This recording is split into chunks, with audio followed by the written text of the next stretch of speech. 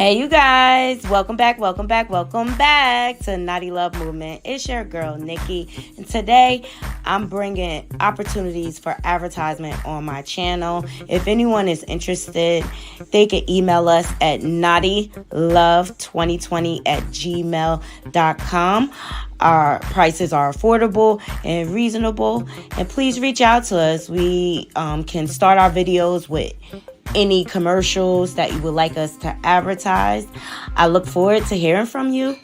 I'm out. One. Good morning, Naughty Crew. Welcome back to my channel, Naughty Love Movement. It's your host, Naughty, bringing you the latest and trending topics, and I vlog my life from time to time. Oh, Naughty Crew, we about to have a time. We about to have a time. Yes, please make sure your thumbs up in this video. Share the video if you care. And if you're not subscribed, please subscribe. Okay, we're on our path to 3K subs. I appreciate all my support thus far.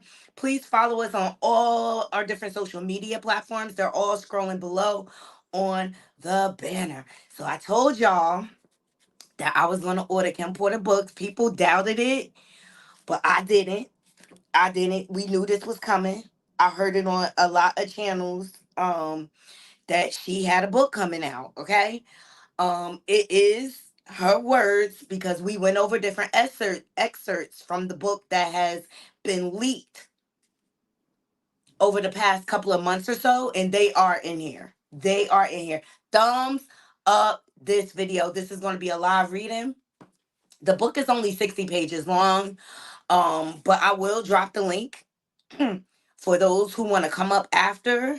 But please, thumbs up this video. Get us in the algorithm. We're about to have a live reading of Kim's Lost Words, A Journey for Justice from the Other Side.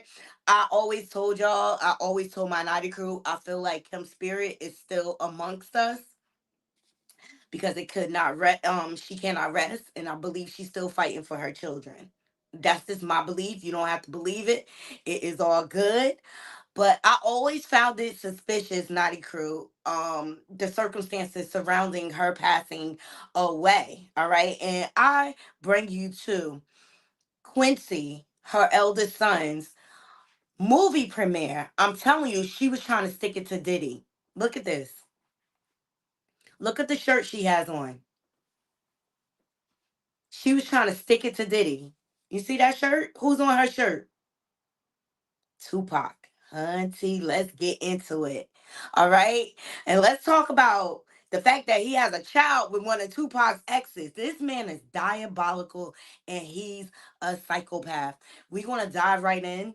Also, we're going to get into Ray J trying to continue to gaslight the world like he has no attachment to Diddy. And he sat down with what's his name? Cuomo, one of the Cuomo brothers. I forget which one has the talk show or whatever. And during that interview, they flashed all the images of him and the diddler together as he lied to our faces. So please, thumbs up this video. If you're not subscribed, please subscribe. I'm gonna drop this intro and then we're gonna come back and get into the book, y'all. Here we go.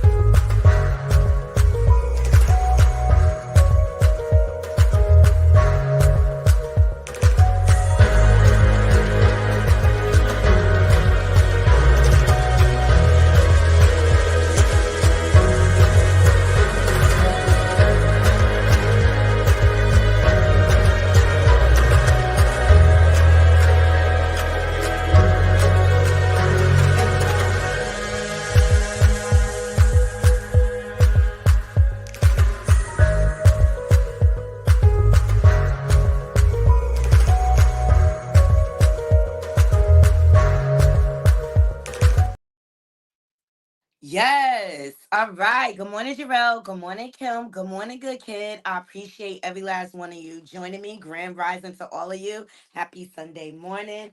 We're about to get into the book, Kim's Lost Words.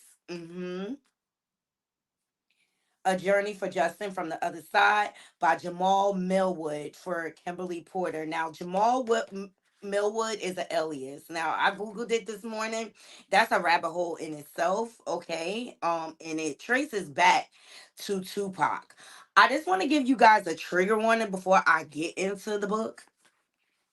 Yes. Because there's some graphic information in here. And can I just put a disclaimer out there? They all gay. They all gay for the boule. Thumbs up this video. They all gay for the boule. Remember I said that. Hey, bright eyes.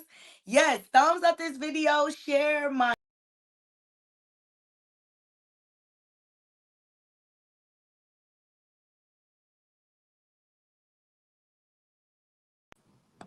Sorry, I dropped myself out.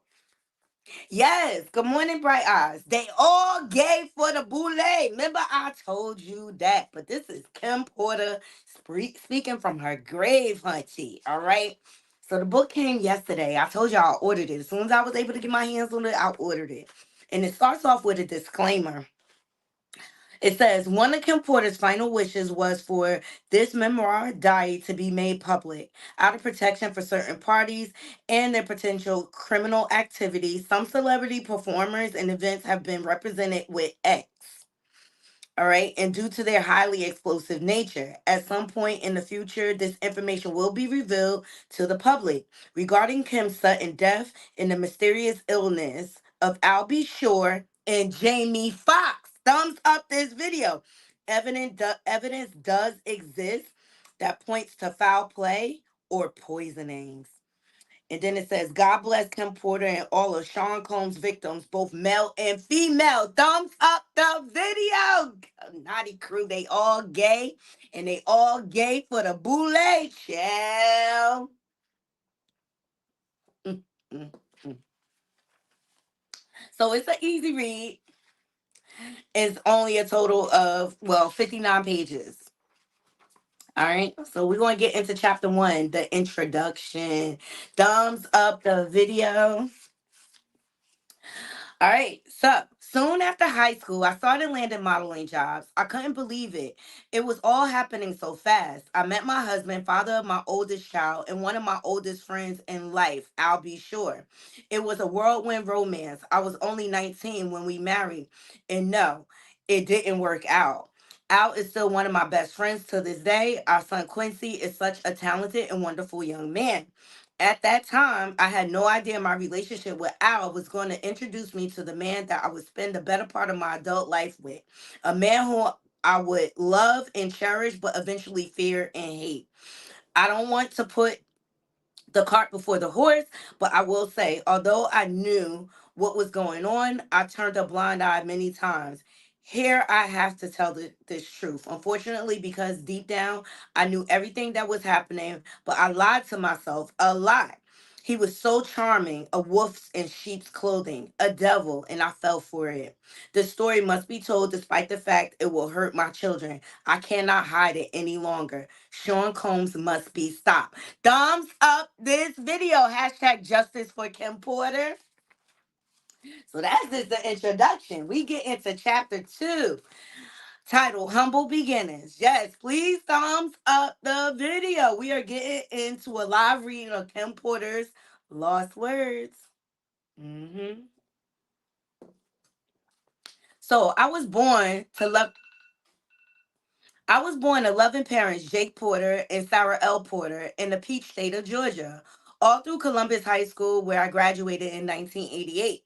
I knew I was going to be famous. In the 10th grade, one of my best friends, Tina, said to me, "You won't make it here in Georgia."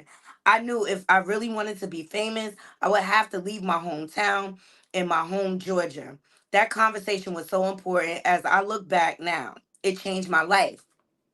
So then she says, I met Al while I was working in the industry. He was so dope and charming, and I had such a crush on him.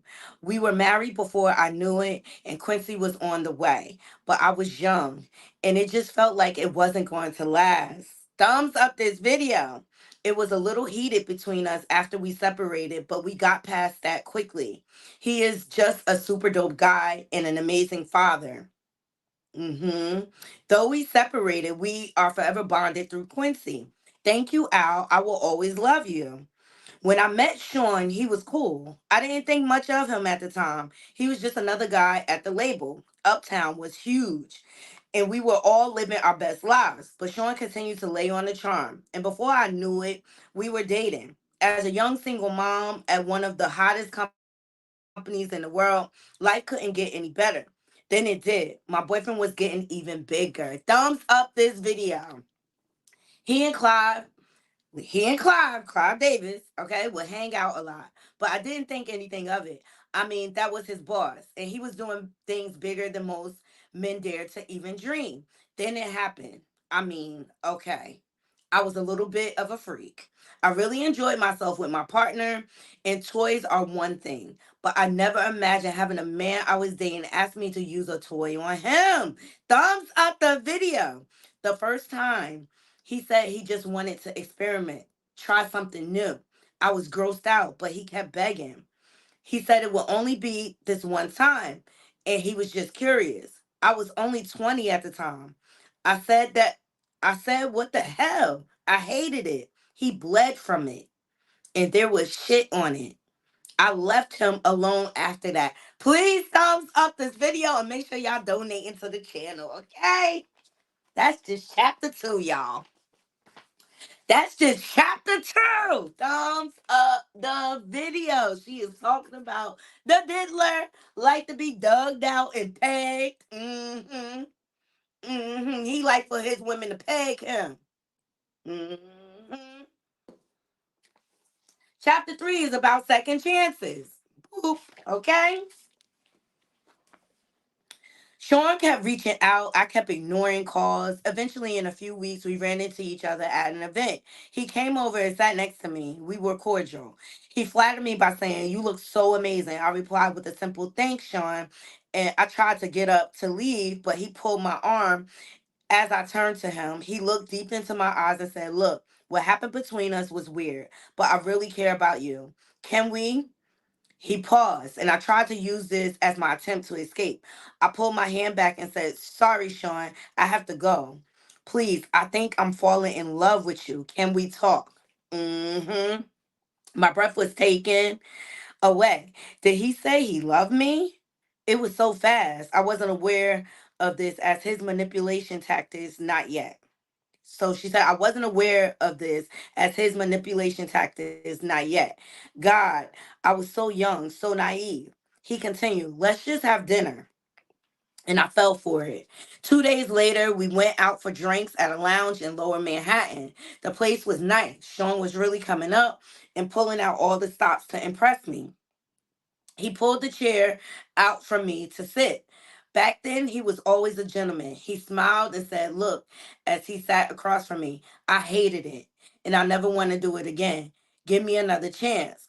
Over coffee the next morning, I decided to give him another chance. Thumbs up the video. What's up, cousin? Thank you for joining. Cousin, they all gay for the boule. Yes. Thumbs up the video. Mm, mm, mm, mm. Please thumbs up the video. So for the next year and a half, things seemed pretty normal. It was fun. Things were going great, and we were living the dream, and I dreamt about throughout my youth. Sean and Clive were working on Bad Boy, and he had his first couple of artists. He picked up Craig Mack, then some rapper from the East Coast called Notorious B.I. to help Chris develop. He was collaborating with the biggest names in hip hop to make it happen. Things could not be more amazing. Then he asked me to do it again. Child, it was insane. Sean said, "Baby, I can't stop thinking about it." "What the hell are you talking about?" I responded. Sean continued, "I just can't stop thinking about that night. It was amazing. Can you screw me one more time, please?" I became infuriated. "Why don't you go to Clyde? He's the one screwing you, isn't he?" Then Sean hit me. This was the first time he slapped me hard. Before I could form words, he began to beg. Um, I'm sorry." Holding my cheek where he hit me, I turned and ran off. That should have been it, but I guess I'm a glutton for punishment. Thumbs up this video. He sent flowers and a bunch of expensive gifts, and then we bumped into each other at another industry event. He sat down next to me. This was deja vu. Sean started. "Imagine running into you here. Get the fuck away from me," I forced out. He became more serious as he said, "Look, baby, I'm sorry." But I just glared at him. "There's nothing you can ever say to me. Nothing." After an awkward silence, he finished. "You know I love you. I love your son. He's my son. I don't know how to fix this, but I'll do anything. I'm sorry." Shit, he can be so sweet. Here we go with the love thing. This time it's not falling in. Thumbs up the video. He was great with Quincy, and to be honest, despite everything, I missed him. As he stood to walk away, I remember hearing myself saying, "Call me later." What the fuck is wrong with me? Okay, so even she had doubts too, but he was love bombing her as narcissists do. Thumbs up the video. We're into chapter 4 for forgiveness. So Sean arrived with flowers in hand, and he wanted to see Quincy.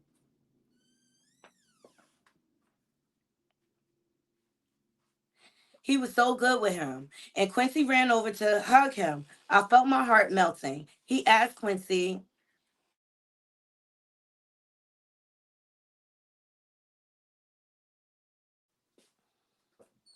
so he asked Quincy, "How you doing, Tiger?" Quincy looked so innocent as he responded, "I'm good, I miss you." Sean's response sounded genuine. "I miss you too. Well, we'll hang out tomorrow, okay?" "Okay." Sean gave him a little love tap on the butt. Creepy. Naughty crow, creepy. Naughty crow. A love tap on the butt.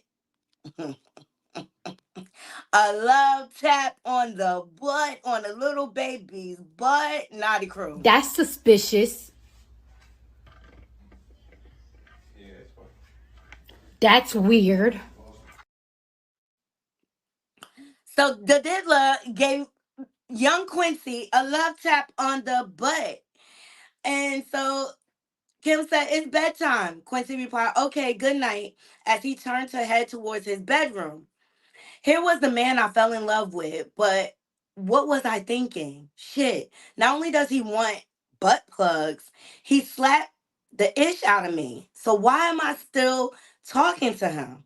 They say that love is blind, but is it stupid too? Thumbs up this video. As Quincy left, Sean looked at me and smiled.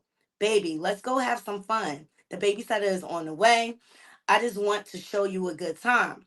I was so mad at myself for melting as I said, "Okay." We sat on the couch laughing and genuinely having a good time when the doorbell rang.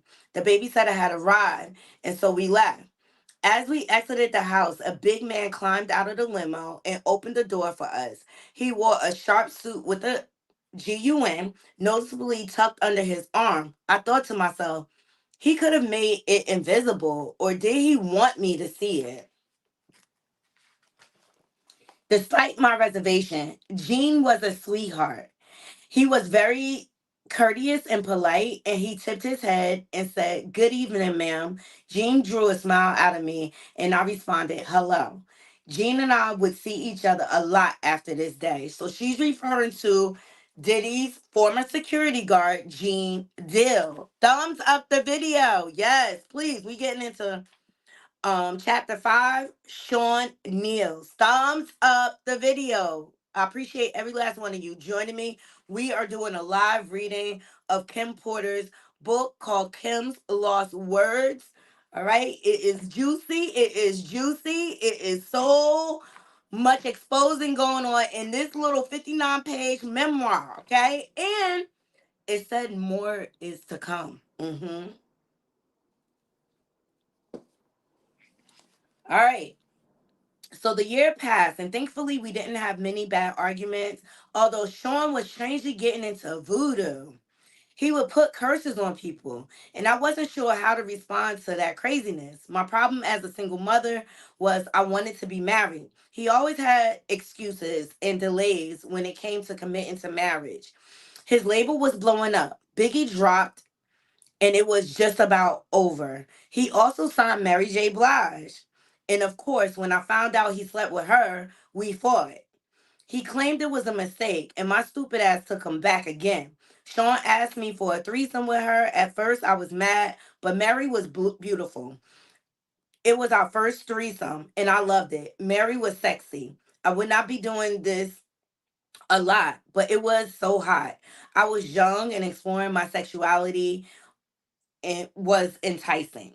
There's some grammatical errors here, guys, so I apologize. So over the years, we brought other women into our bedroom periodically, and we were happy. That is until one day I came home to a situation that went from awkward to a nightmare. Quincy was with the babysitter, and Sean was sitting with Al B. Shore at the dinner table. I had a child with Al, and Sean was the father in Quincy's life. The awkwardness of all of us being together had dissolved a long time ago, but it was still weird that they were here in my home together alone. I sat down, we had drinks. It was fun. The conversation was cool until it wasn't.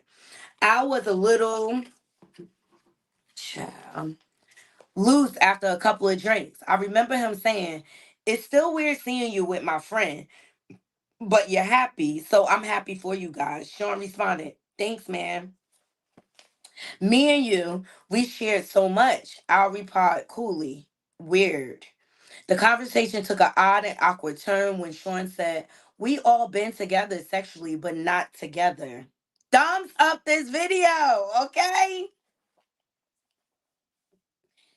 And so I was shocked for a moment.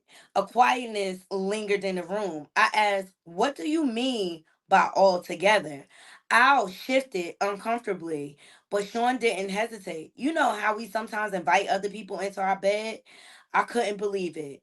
"Oh, hell no, Sean. This is my son's father.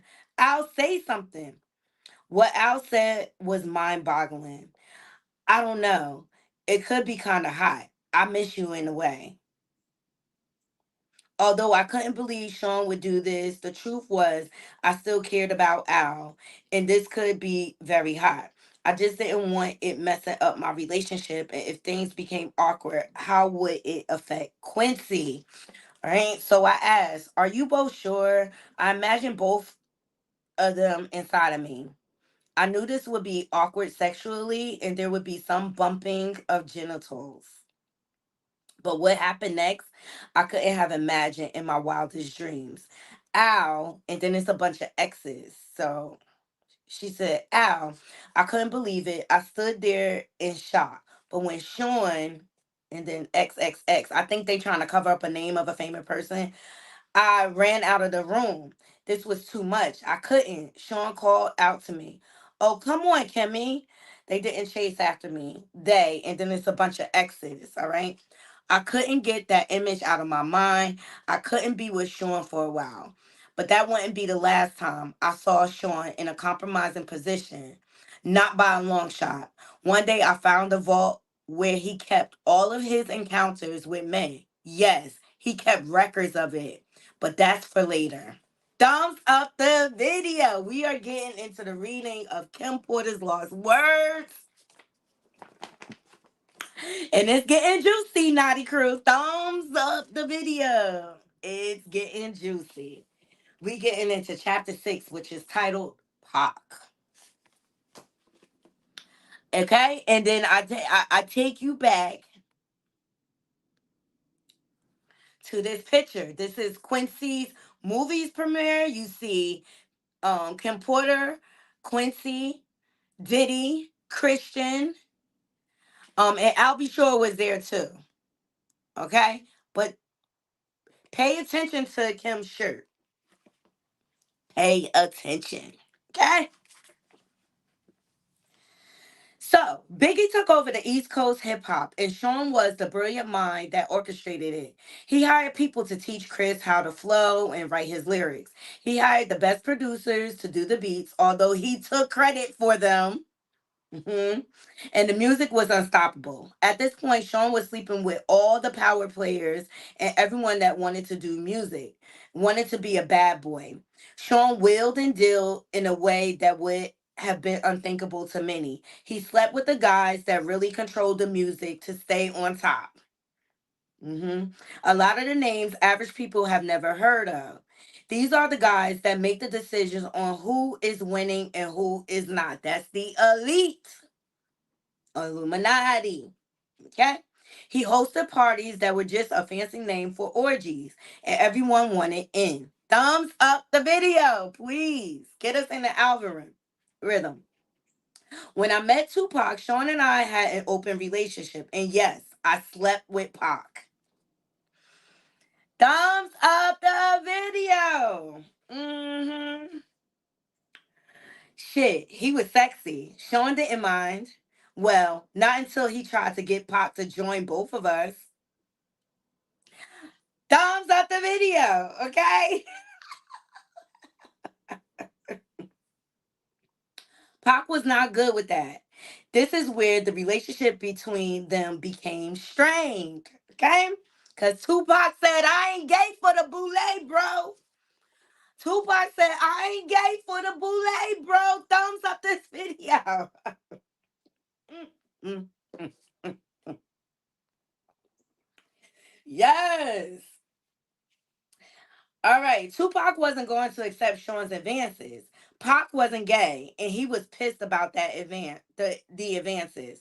We were all in Sean's house. I was drinking, they were smoking, and everyone was just relaxing. Sean came in on what I am sure he would call a smooth approach. My baby is bad, isn't she? Pac threw me a sly smile. Hell yeah. He said. I felt myself blush. Sean was now in full swing. You think you hit it better than me? I couldn't believe he disrespected me that way. I was not playing with my response. Sean, what the fuck? Pac came to my defense. Damn, bro, you ain't got to do the sister that way. Tupac appeared upset behind Sean's word, but Sean went in for the kill regardless. I think my dick bigger than yours. I bet I can make her come faster than you. What's up? Pac was appalled. What the fuck are you talking about, ninja? I ain't trying to run no fucking train, Sean continued. What you scared of? Let's see who fucks better. Let her be the judge. Yes, at this point, we have been inviting others into our bed for a while, but I'm not used to and will not stand for disrespect. I wasn't the only one upset. Pac shouted, Nigga, you talking about pulling your fucking dick out? Sean was undaunted. What you scared? Tupac simply left. Things was contention since then. The two could not be in the same room. Pac avoided me as much as he did Sean. When they did bump into each other, the tension was palpable. Excuse me. It felt like blows could be thrown at any moment. Months passed when with only months passed with only tensions between them. It was uncomfortable, but nothing life or death. Then one day, while we were at the studio, it happened. I walked into Sean's office and he was having the conversation. Sean sat across from Jimmy Henchman. Pop don't leave that fucking studio alive. I don't think I was supposed to hear that. I continue as if I didn't. Hey, Sean. Good morning, Jimmy. They didn't seem to think I heard anything. I'm ordering breakfast. Smiling, Sean replied first. Let me get eggs sunny side up with grits and orange juice. I could see he was hungover. Good. I don't want him knowing I know anything. If he just put a hit on, excuse me, Pop, knowing something could be dangerous. Jimmy, apparently not hungry, said nothing for me. As he stood to exit the room, he said to Sean, let's make that happen.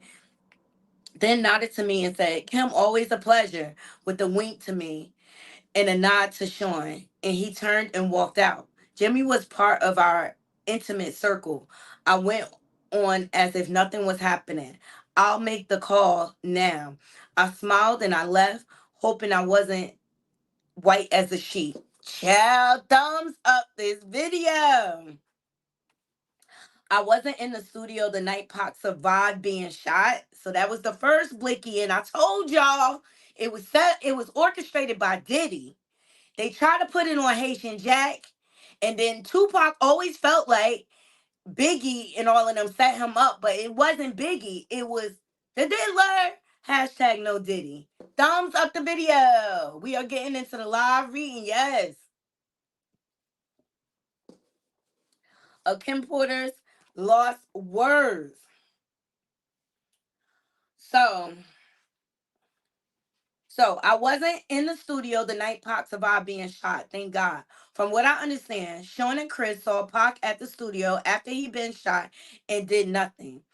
The way God works. After being shot, Pac made it to the elevator and tried to escape, but it stopped at the floor Sean and Chris were on. When she talks about Chris, she's talking about Biggie. When the doors opened, they saw him lying on the elevator floor, riddled with bullets. The fact that they didn't call an ambulance, although they saw Pac lying there, swimming in a pool of his own blood, would be all the evidence Pac ever needed. He, of course, assumed they placed a hit, and Tupac is a soldier. This is not something that will be unanswered. Tupac didn't do well. He lost a testicle, but he survived. It was orchestrated by Sean Puffy Combs, was the orchestrator. Thumbs up the video, okay? We get in chapter 7. It's called Threats. All right, so we just got out done doing chapter 6, which was titled Pop. Yes, this puts the nail in the coffin. Please thumbs up the video, and donations are definitely appreciated. I had to play for this book. Please support the channel. All right. I try to bring y'all the latest and the greatest. Hashtag justice for Kim Porter. Hashtag justice for Tupac. Hashtag justice for Biggie. Okay. This man is a diabolical psychopath and he's exactly where he needs to be. Thumbs up the video. All right. Chapter 7, Threats. Let's get into it. At this point, I knew I had to get away from him, but I was scared. Is he going to take my life if I try to escape? On February evening, I thought I found my opportunity at dinner after an event. We were at a ritzy restaurant in a private booth. It was an exclusive setup where we were alone, but we were in public. Perfect.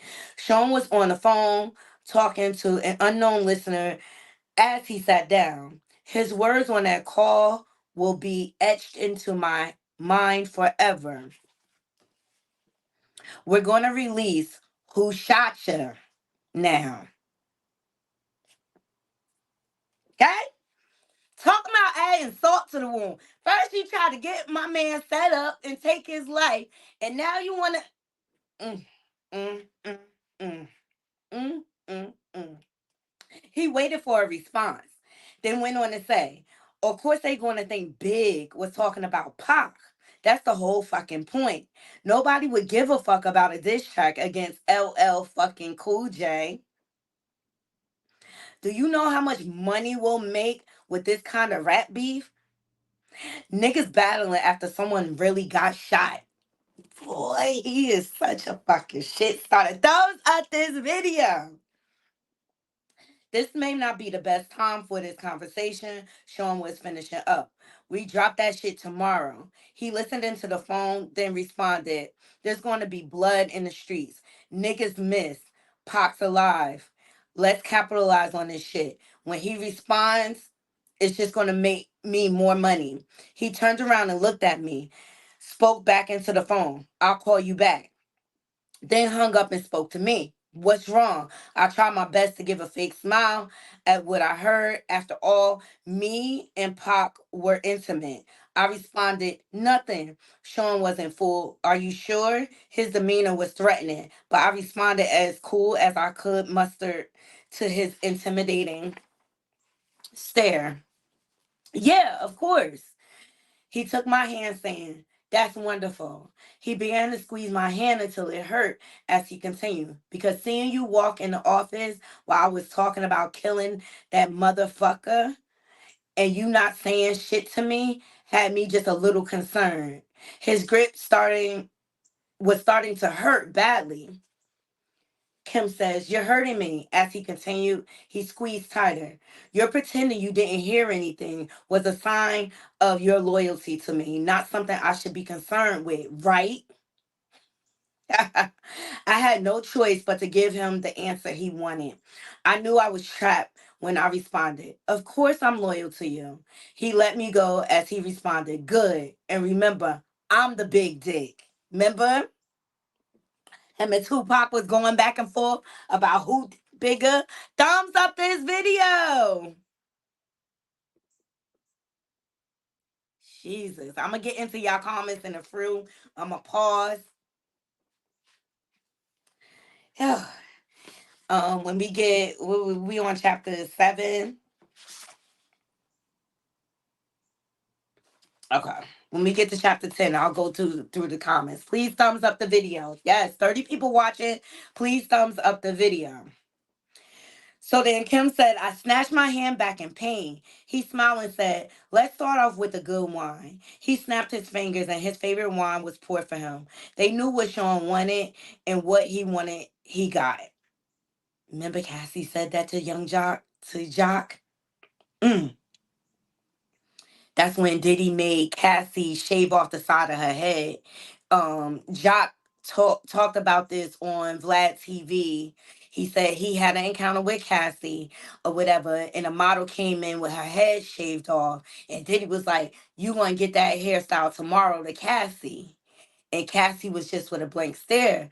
And so Jock looked at her like, "You really gonna do what he said?" And Cassie responded, "Whatever Sean wants, Sean gets."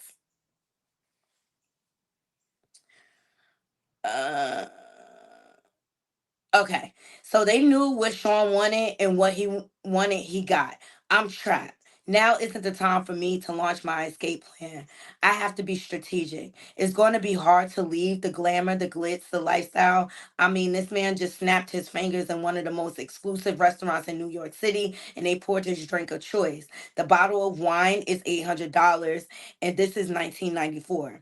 The list to get in this place is 6 months long if you are somebody. Mayor Giuliani has a table here tonight also. If I got up and walked out, I would be safe. But what about tomorrow? I had to think. He sipped his wine and smiled. "You're not drinking." He pointed to my glass, and of course, a waiter filled it. They knew what I liked as well. Sean Sean has a bad temper. He yells sometimes, and okay, he roughed me up once or twice, but he never punched me. He never bruised me. He never hit Quincy. I would have not stood for that. He never laid a hand on my son. At that time, I never thought of him touching Quincy in any way. Then the significance of what he said hit me. Is he mad at Tupac over me? I'm the big dick. Oh my God.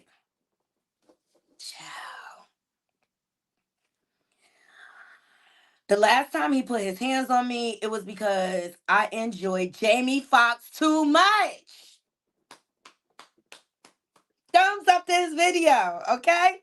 Shit, he enjoyed Jamie too. They all gay for the boule. I'm telling y'all. He gets so insanely jealous. It's not fair. He wants to bring other men into the bedroom, but gets jealous when he does. Damn, you're quiet tonight, he said, snapping me back into the present. I asked a question that was burning in my mind since I walked into that office. What does Chris think of this?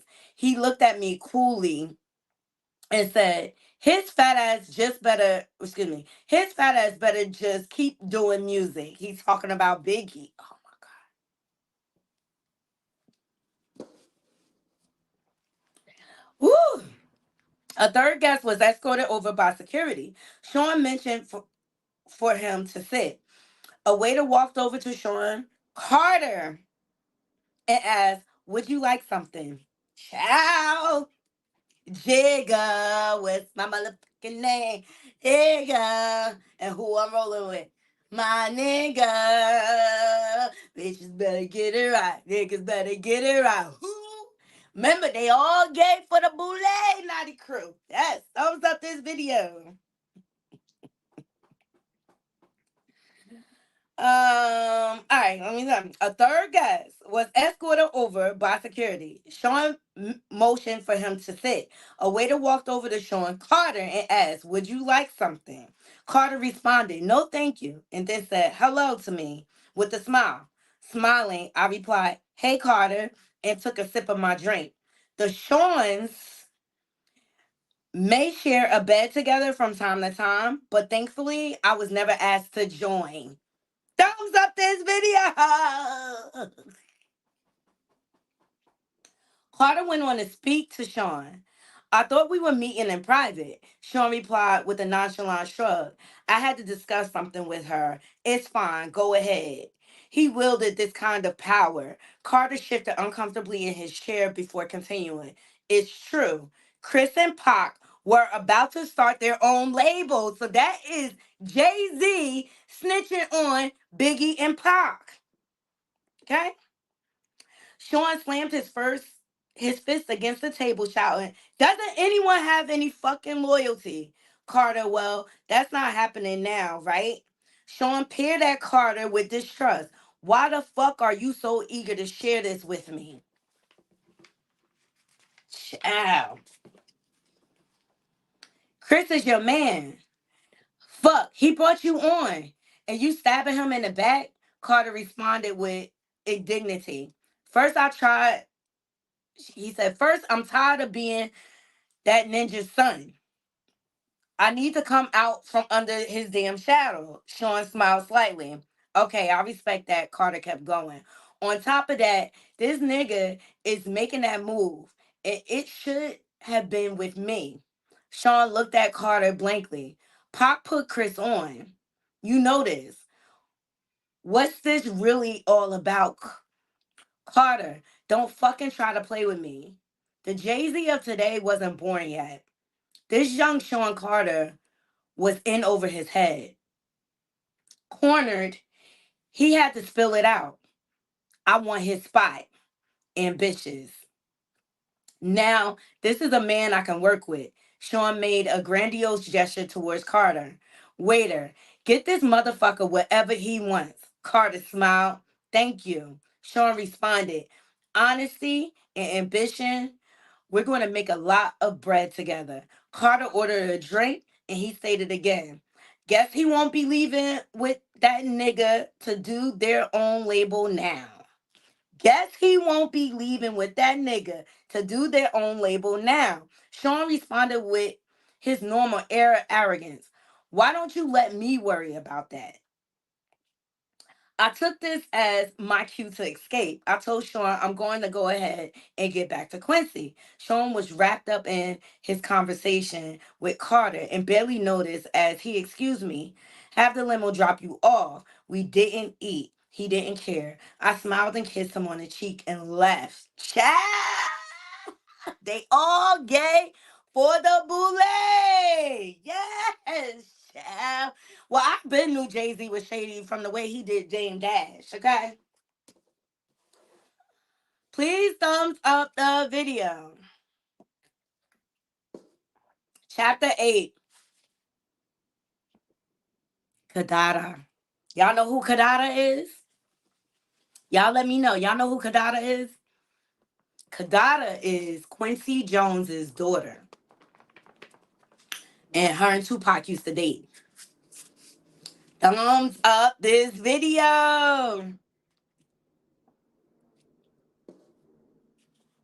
All right. Chapter 8. Let's get into it. Yes, Kadada is Quincy Jones's daughter that used to date Tupac. She was dating Tupac at the time of his alleged death.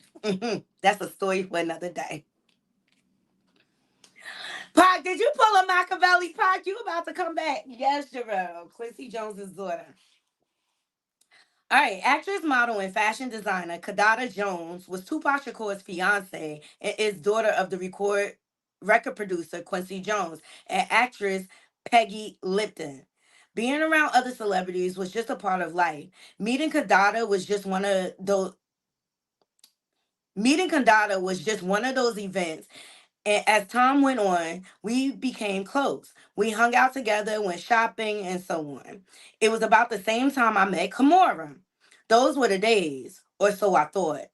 We always had girl talk, and the fact she was dating someone I had previous been with wasn't a source of contention. We didn't get jealous of each other. It was just girl talk stuff. No, I did not become intimate with Kadana. Kimora was too jealous for that. Child. Yes, Kadada knew about Kimura, Sean, and I all being together sexually. All right. Of course she did. We shared that kind of thing. We were open and honest with each other about almost everything. A true friendship, except I couldn't be open and honest about everything. Not anymore. Sean made sure of that. All right. Kadada and Pac were the greatest couple. He was always so cool and yet sexy.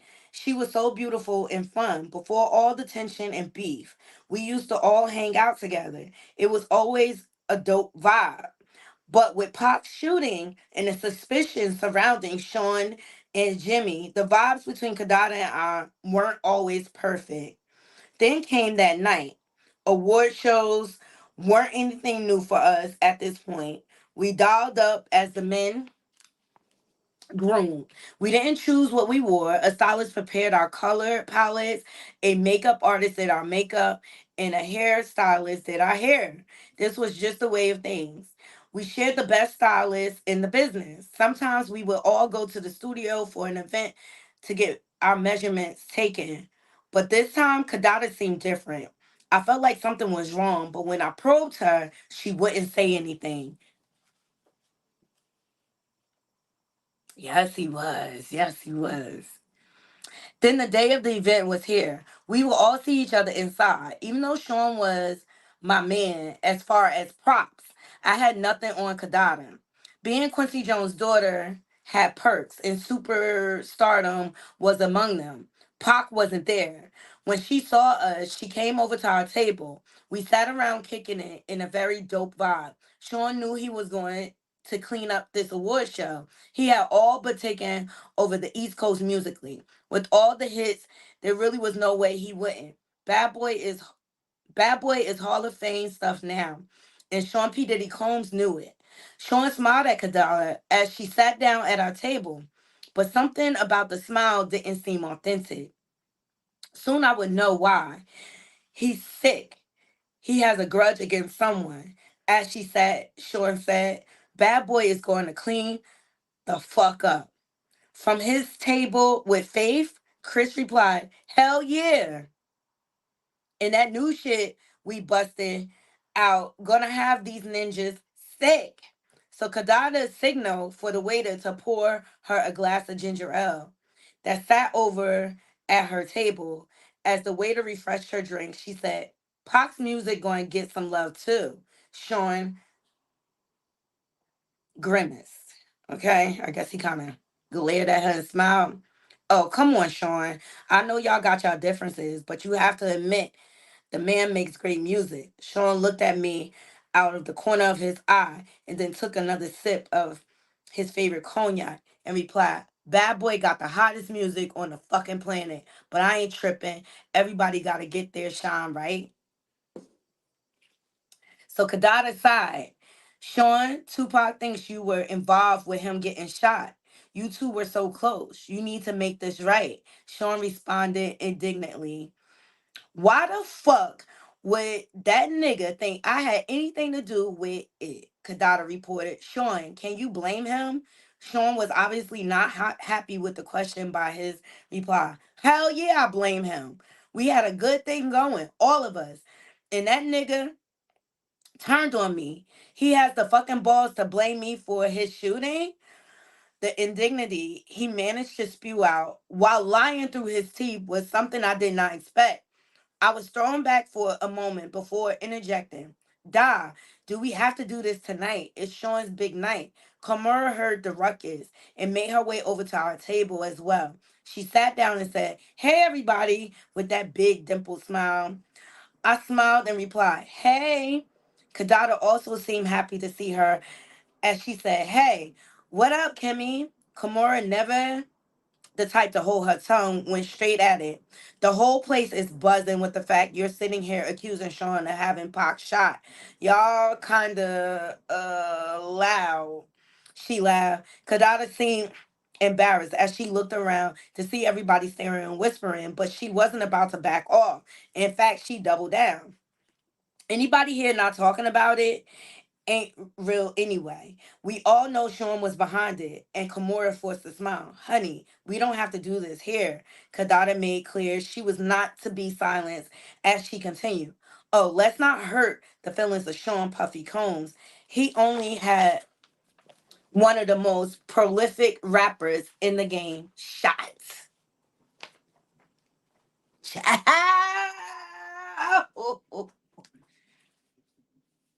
So Sean clenched his hand into fist. Okay. If this was anyone else, this would have turned ugly. But this was Quincy Jones' daughter. Sean was a monster in the streets, well feared by men that knew, but he did not want any of the smoke Quincy Jones could bring. Kadada could continue with impunity.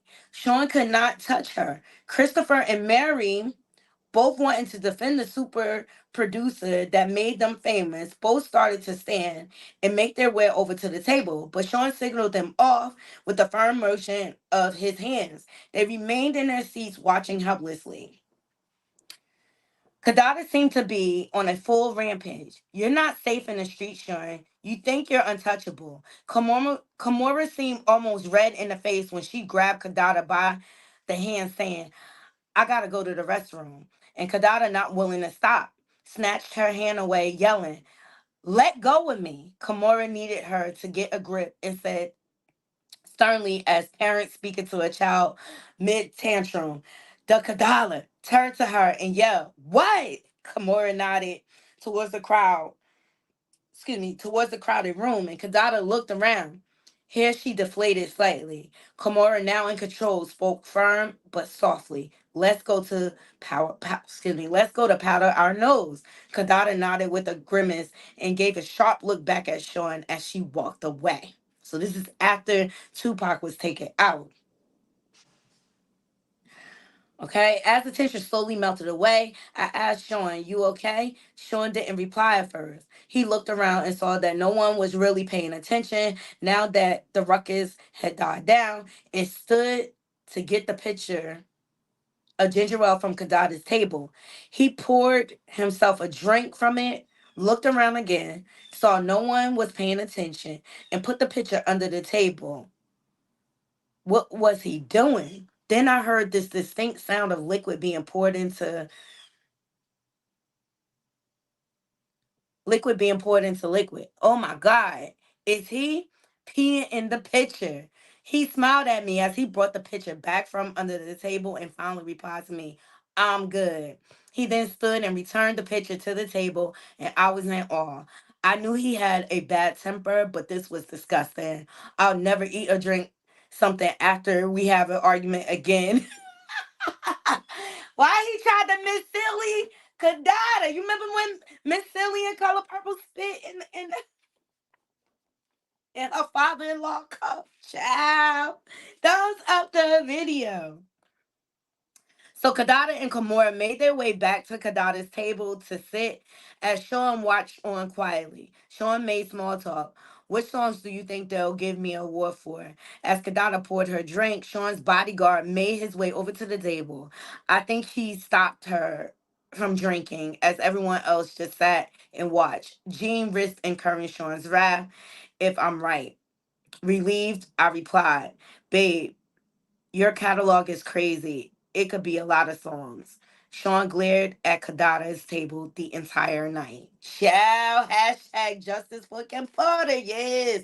We are getting into chapter 9. Please thumbs up this video. For those of you who are just joining, we are doing a live reading of Kim Porter's book. There's 50 people watching. Please thumbs up the video. Kim's lost words. So much has been revealed, all the threesomes.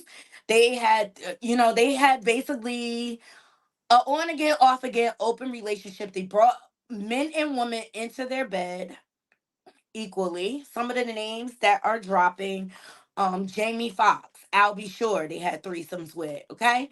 But she also revealed that Jay-Z and Diddy had a relationship as well. Okay, so please thumbs up the video as we get into chapter 9. Justice for Kim Porter. Sorry, guys, I need to blow my nose. 1 second.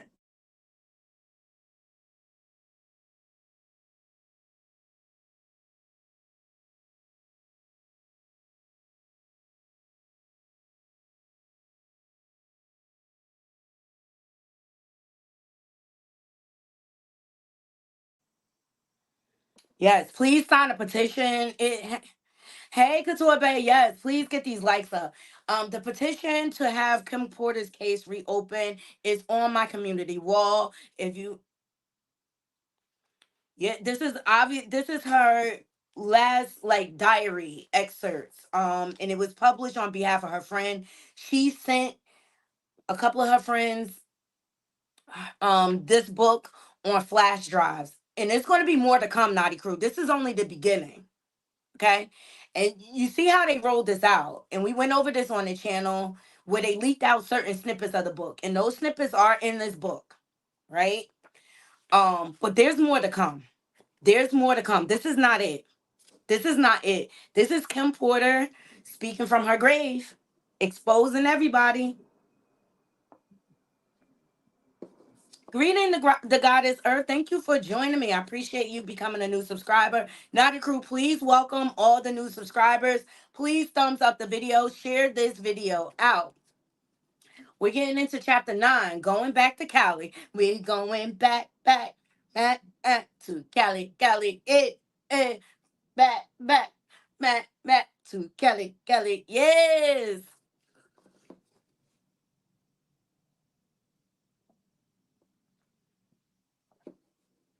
Yes, please thumbs up this video. So let's get into chapter 9. All right, so we had a wild night. It was after one of Sean's infamous parties. Everyone was there, and we not only had threesomes, but we also swapped partners. Our sex life was crazy, but I got to do things with Sean I would never have been able to do with a straight man. Sean cared about me, but it was becoming more and more obvious that he preferred men. I was beginning to think I was there more to cover his wild desires than because he really wanted to be with me. He was like Caesar, every woman's man and every man's woman.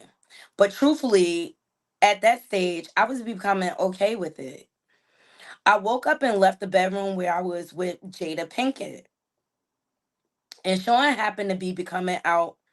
Wait, Sean happened to be coming out of the bedroom with XXX. I told y'all in the beginning, certain stars, they covered up the name by putting XXX. All right, so let me see. I woke up and left the bedroom where I was with Jada Pinkett, and Sean happened to be coming out of the bedroom with XXX and Will Smith. Yes, XXX attended the parties from time to time. I could see him and Will kind of snuggled up on the bed together. I was grateful I wasn't asked to join in that room. I didn't really like XXX. Sean smiled when he saw me. Good morning. Here at the orgies, he wasn't very affectionate. He didn't have to pretend, but he couldn't walk straight. I knew how his ass felt, literally. We had sessions playing with each other's anal cavities. Thumbs up this video. Woo! A lot of stuff is lining up with Gene Deal. Them butt plugs.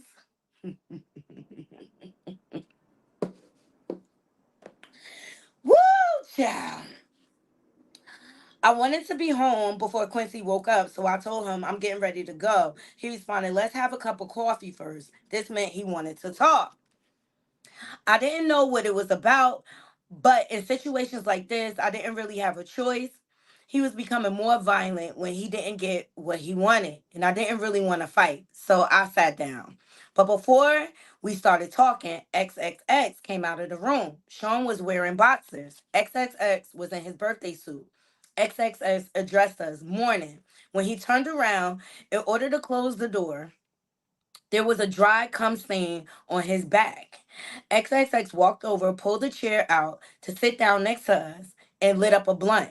Sean stretched, smiled, and said, this East Coast West Coast beef is more lucrative than I thought, but it's getting dangerous.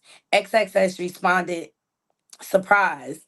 Business first thing in the morning. Damn, cause you on it. But you don't got nothing to worry about. You got a pass, daddy. Child, XXX smiled coyly. Sean apparently had something to talk about with XXX as well because he said, I can't protect everybody, especially if someone is no longer going to be on my label. It was apparent XXX was taken back by this turn of events by his reply. Sean, are you saying what I think you're saying? Sean continued, it's taxing on my resources to protect people. Someone that isn't 100% on my team can't get 100% of my protection. What the hell is going on here? What does Sean want from me?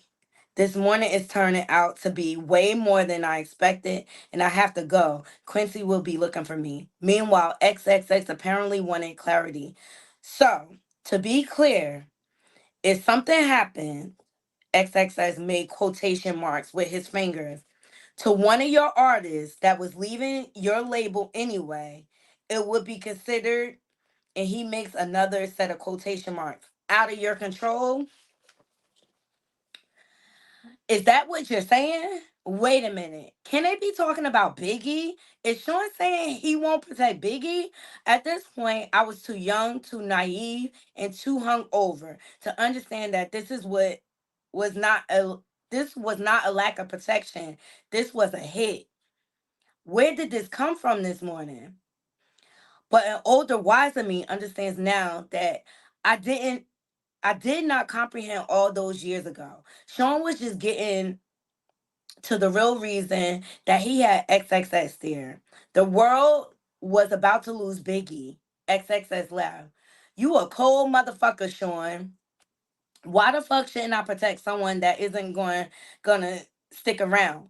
I made him. That nigga should be worshiping the ground I fucking walk on.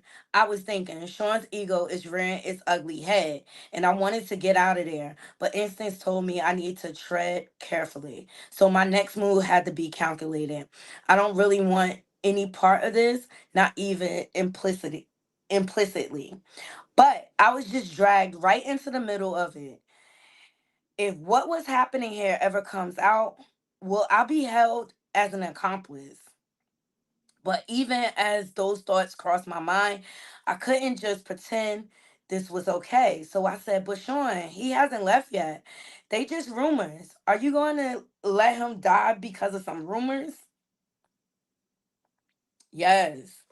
Sean glared at me, the anger in his voice obviously stemming from hurt as he said, I know when I'm being betrayed. I'm not killing anyone, but I'm not protecting somebody that doesn't have my back 150%. Fuck that. This was railing out of control. My mind began to race. Is there a way to get through to him? Maybe I could use the fiance route. Sean, he's bringing in so much money. Or excuse me, she said maybe I could use the finance route. So she quoted and said, Sean, he's bringing in so much money. You put so much money into cultivating him. Are you going to throw away all that money? That's when he revealed how thought out this meeting really was. If he leaves, he takes all the money I invested into him, into creating him, Sean sighs. But if he can't protect himself and something terrible does happen, then the money I would make off of his death would blow away all the money we made so far. I was perplexed. Sean, he continued, he's worth more to me dead than alive. Sean Combs is a calculated monster. I told y'all this motherfucker is a psychopath. XXX chimes in. I get that, fam. A lot of people out there want Biggie dead too. Without your protection, he doesn't stand a chance in Cali. Biggie is going to die. This is crazy. I dare not say anything else about it. Sean smiles and stands to walk over to a safe behind a picture. There, he pulls out a bag marked with XXX's name. He turns to XXX and says, "That's why you're worth your weight in gold. You understand me? Here's a little something for you to take care of my people." XXX smiles. "Sean, I love you, baby. You know I got your back. Your problems are my problems. I'll make sure to have my people take care of your people." Who is XXX? Who is XXX? Mm, mm, mm. So, I need to get out of here. This is crazy. I attempt to leave again. Sean, I want to get to Quincy before he wakes up. Sean looks at me, responding, "It's getting late. Give him a kiss from me. I'm going to get out of here." Thank God. XXX always with something to say. I love to meet the little tyke sometime. Not a chance in hell. Something about this guy creeps me out. I force a smile. That would be great. I made my exit. All right, we get into chapter 10. Thumbs up this video. Yes, chef. Cold blooded. Thumbs up this video. We got 55 watching. If you're not subscribed, please subscribe. And for those of you who don't know, I know that's what I'm thinking too. Could that be Keefe D? Could that be Keefe D? For those of you who don't know, we are getting into Kim's lost words. Hashtag justice for Kim Porter. Yes. Could that be Keefe D? Champ.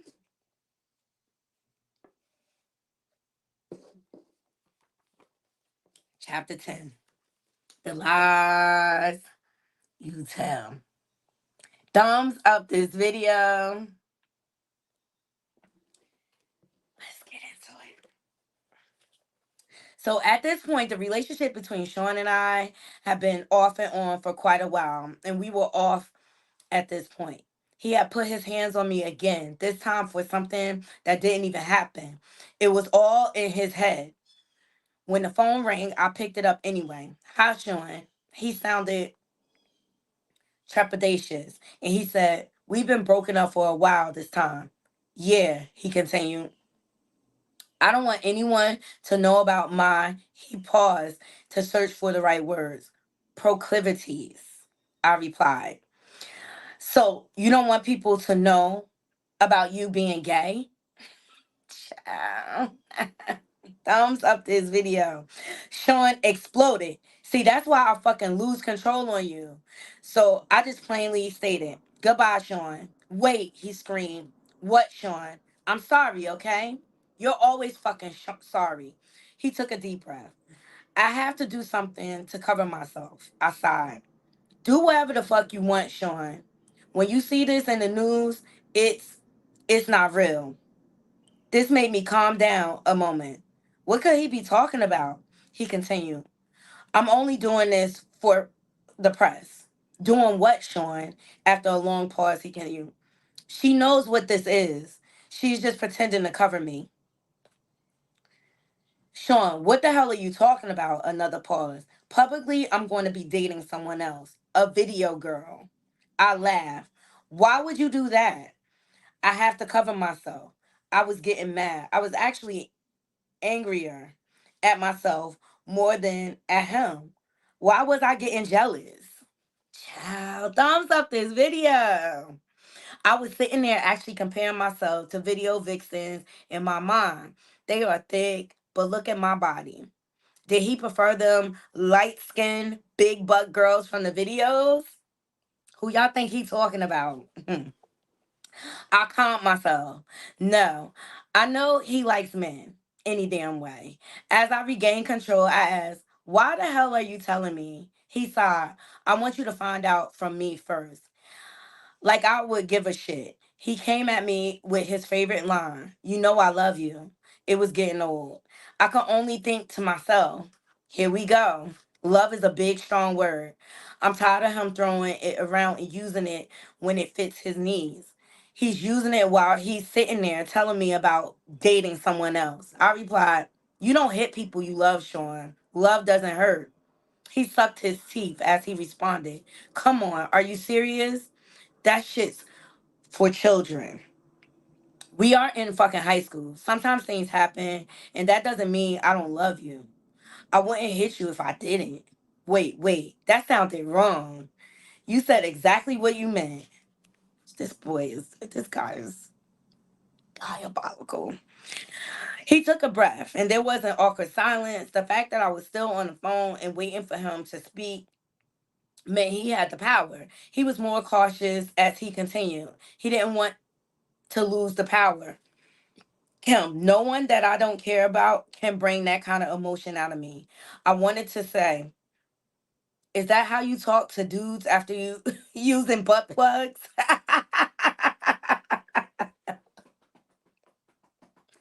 But there's a line I dare not cross. Instead, I said, you say that while you're dating some other bitch. That's just for the public. I was done. It could be heard in my voice, as I said, whatever Sean, do what you need to do. Leave me alone. I'm never giving up on us. He cried. I responded to the emotional control attempt with the little resolve I could muster. I didn't even believe the words that came tumbling out of my mouth. Sean, there is no us anymore. Goodbye. Then he says, tell Quincy I miss him. He always throw her son in her face. He says, tell Quincy I miss him. He threw that out. His emotional manipulation was really driving me crazy. And this time I said with much more conviction, goodbye, Sean. And I hung up. Manipulative bastard. Shout, thumbs up this video. We getting into chapter 11. More problems, more money, more problems. Yup, here comes J-Lo. That's right. That's who she was talking about, J-Lo. So they public relationship was just a facade. And we know they do that in Hollywood. They hook up with each other just so that they can trend and stuff like that. Jeannie Mai was a victim of this. She just didn't even realize it. And Jeezy used her ass. All right. So for a while, I was actually happy to see Sean gone. I would have been too, child. Thumbs up this video. Right. This whole book can't be made up. Thank you. All right. So for a while, I was actually happy to see Sean gone. I was getting older and the sex parties were out of control. It was getting time for me to slow down. Quincy was getting older, and I knew that if I kept going, that rumors circulating were going to eventually find a way to get back to him. What will he think of me? Chris is about to take his trip to California. Biggie. I didn't know exactly what was going on. I didn't know exactly what was going to happen out there, but I felt like Tiana Wallace was about to be an orphan. I knew I didn't want any ties to that. As I was sitting there contemplating all of this in my robe, sipping my wine on this Friday evening, my doorbell rings. I was not expecting company. I opened the door and found Sean. My heart skipped a beat. I was shocked, but recovered quickly. I forced a smile and told him with a slightly slurred speech, "Hey, come on in." Shit, I'm on my way, more intoxicated than I thought. Sean entered, looking around suspiciously, then turned to me and smiled, saying, "You haven't been returning my calls. I just wanted to make sure you're okay." Kim responded, "I'm fine." He obviously was not here out of concern. He was checking to see who was here. Sean was controlling like that. Yes, even though we were not together and he was dating someone else, he started to make his way to the living room. I attempted to put a quick end to the visit, but it came out a little more directly than I intended. So since you can see I'm fine, you could let me go to bed now. Part of me wanted him to stay. This is what do they call that? Stockholm syndrome for sure. As he entered the living room, I was forced to follow Sean. I was forced to follow. Sean was very direct with his next inquiry. "Is someone else waiting for you?" She responded, "No." But Sean, "We're not together. You're dating someone else." He said, "I can fuck whoever I choose." With this, Sean became irate. He fiercely slammed me to the ground. Then he pulled out a 22 caliber GUN and sat it on the end table. He turned to me calmly. I was scared. My voice quivered as I plead to him, "Sean, please stop. Quincy is here." Please thumbs up the video. Share this live, please. Thank you, Couture Bay. So she goes on to say, "How did we get here? How did we get to the point that he was in my living room threatening me with a GUN?" He knelt on one knee. He knelt on one knee and got right in my face to say, "You're mine. You don't have a choice in that now. I can't live without you." He stood up, composing himself, and I was terrified as I whimpered, "Sean, that's not love." Sean picked up his GUN and cocked it. He looked at me almost thoughtfully and asked, "Have you ever heard, if I can't have you, no one can?" Thumbs up this video. Sean, please don't. Please. Quincy will hear. Sean smiled and put the GUN away, saying, "Oh, this is just for dramatic effect. I would never shoot you." Child, brace yourself. Trigger warning. If I was going to kill you, no one no one will trace it to me. You know how many people I've had to take care of over the years? It would be quiet. Something in your food or drink. Something that will never get back to me. I wouldn't shoot you. Do you understand? I could only nod, tears flowing down my cheeks. He looked at me thoughtfully. As he reached down to help me up, I could do nothing but agree. He's a terrifying monster. This guy is diabolical. Thumbs up the video. Share, share, share. Now he wanted to smooth it over, and I had to go along with it. What else could I do? "Listen, baby, I don't ever want to hurt you. You know I really love you." Or I would have moved on, thinking about living my life. Without you, it's just too hard. If someone ever tried to hurt you, I would unalive them. My back hurt from where I hit on the table when he shoved me. All I could do as he helped me up was nod that I understood through my streaming tears, which he wiped. He is a psychopath. He looked towards Quincy's room. "Let me say goodnight." Kim says, "No, Sean, please." He, and thinking quickly, he has to get up in the morning. Sean looked at me with the unreadable look. He was studying me. "Okay, I'm going to go." Nervously, I walked him to the front door. "This is over, thank God." He kissed me. I didn't want him touching me, but I couldn't refuse. He said, "Kiss Quincy for me." I tried to keep my composure as I replied, "Sure, Sean." He opened the door to leave. The bodyguard that was waiting outside escorted him to the car. This was far worse than I realized. Why would he need a bodyguard at my front door? How was he anticipating this to go?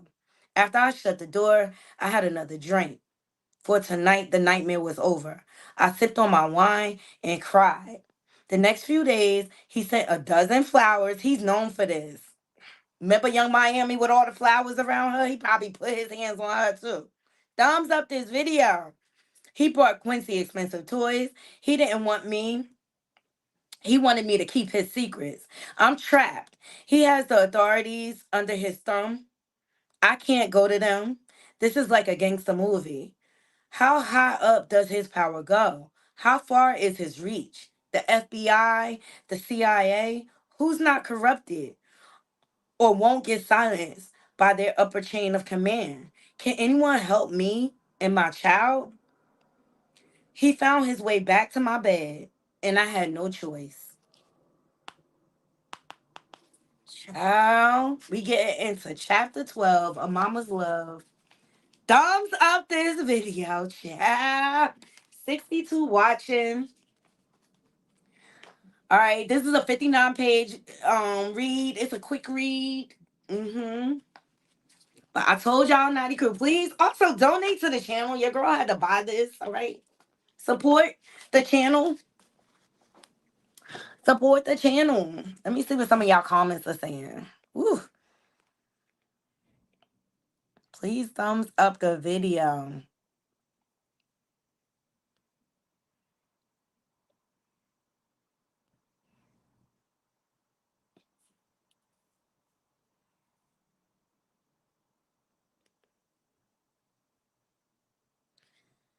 Yes, Sherelle. Imagine what she would have witnessed if she was still alive. Why Bay didn't get the award. Mm, mm, mm. This is crazy. Jean Dill said this. Yes. Cold blooded. Yes. Baby. The way the souls are coming to collect. Sean has far too many blood stains on his hands. Absolutely. What's done in the dark will come to light. Yes, please. Thumbs up the video. This whole book can't be made up. I don't think so. Grand Rising, be more. Happy Sunday. Share this live, please.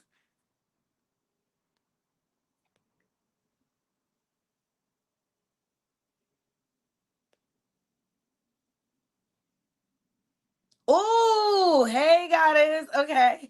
She said, it's no coincidence. You just referred to Jeezy and Jeannie. What if that play was orchestrated by Diddy? Just my child. This man is the devil. Y'all see his eyebrows is shaped like devil horns. Child. Yes, please thumbs up the video. Thank you, Nancy. Ooh, Veronica, remember when Puffy sent J-Lo those flowers on MTV documentary? She seemed not interested. Yeah, he bragged. And I'm saying he started telling on himself. If you notice, he started telling on himself through the years. He started telling on himself through the years. So let's get into chapter 12 of Mama's Love. Let's get into it. Please make sure y'all sharing this live, okay? All right, so the calamity that ensued behind the death of Biggie shook the East Coast. It rocked me as well. Sean could have stopped it. He was complicit in it. He was a contributor. He knew it was going to happen and didn't stop it. This was his friend. No, they were not nearly as close as Sean would have the public believe, but still, as far as Sean was concerned, we were great. So to the public, we were just having the off and on relationship of a normal couple. And I probably just seemed like a money hungry hoe. But the truth is, I just got used. I just got used to not having a choice. Today, I recognize it for what it was, Stockholm syndrome. All right. I was at his beck and call and had become comfortable with it. Quincy had everything he could ever want, with the exception, of course, of a normal parental figure. That is why this chapter is so powerful for me. A mother's love is so real. All right. So one night I was out with my boyfriend. Yes, we were on again. And we were joined for dinner by none other than Miss Wallace. Sean looked over as security allowed Miss Wallace to approach the table and sit. Miss Wallace spoke with a smile. Hello, Sean. Hi, Kim. I smiled the best I could. With a situation, for all intents and purposes, she is sitting with her son's killer. I hope my voice didn't betray my feelings. As I said, hi, Miss Wallace. Sean smiled also, and he said, hello, Miss Wallace. What can I do for you? When I got your call, it sounded urgent. He was able to appear as if he was smiling warmly. This is a diabolical maniac, yo.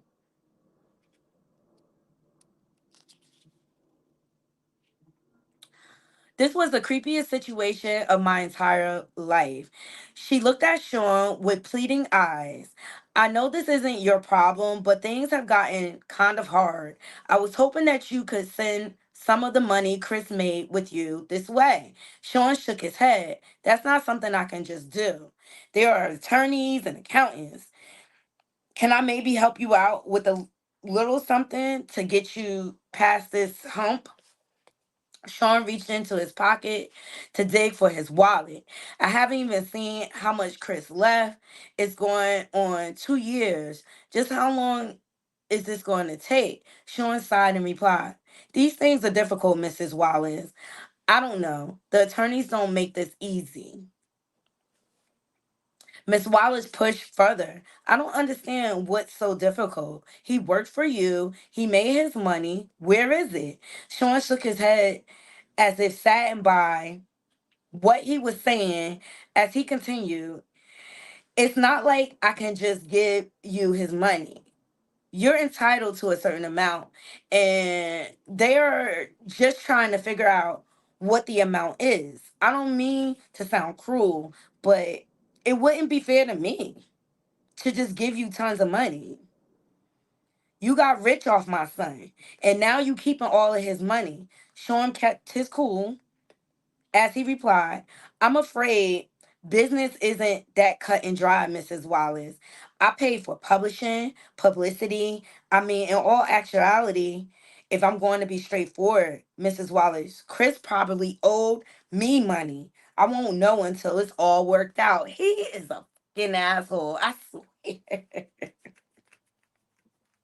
The anger in Miss Wallace's voice barely overshadowed the pain, or perhaps it magnified it, as she uttered the only words she could muster. You bastard. That's right. Get him, Miss Wallace. She knew what the fuck it was. And I believe Jean Dill filled the in on what really happened. Sean didn't flinch because he's a psychopath. He just said, look at the contract. Look at the contract. I'm honestly trying to get him as much as possible out of it. But I have investors. I can't just take money that doesn't belong to him and start giving it away. Miss Wallace exploded in response. You know good and well, Kristen owe you a damn thing. Sean stared her straight in her eyes and unwaveringly and said, he would have started making a profit after a few years. His money his money until his album sales paid for studio time, music videos, publishing and marketing would have come from doing shows. I'm sorry. He isn't here to make that money. I miss him. He is such a diabolical. Please thumbs up the video, share, share, share. And please, donations are definitely appreciated.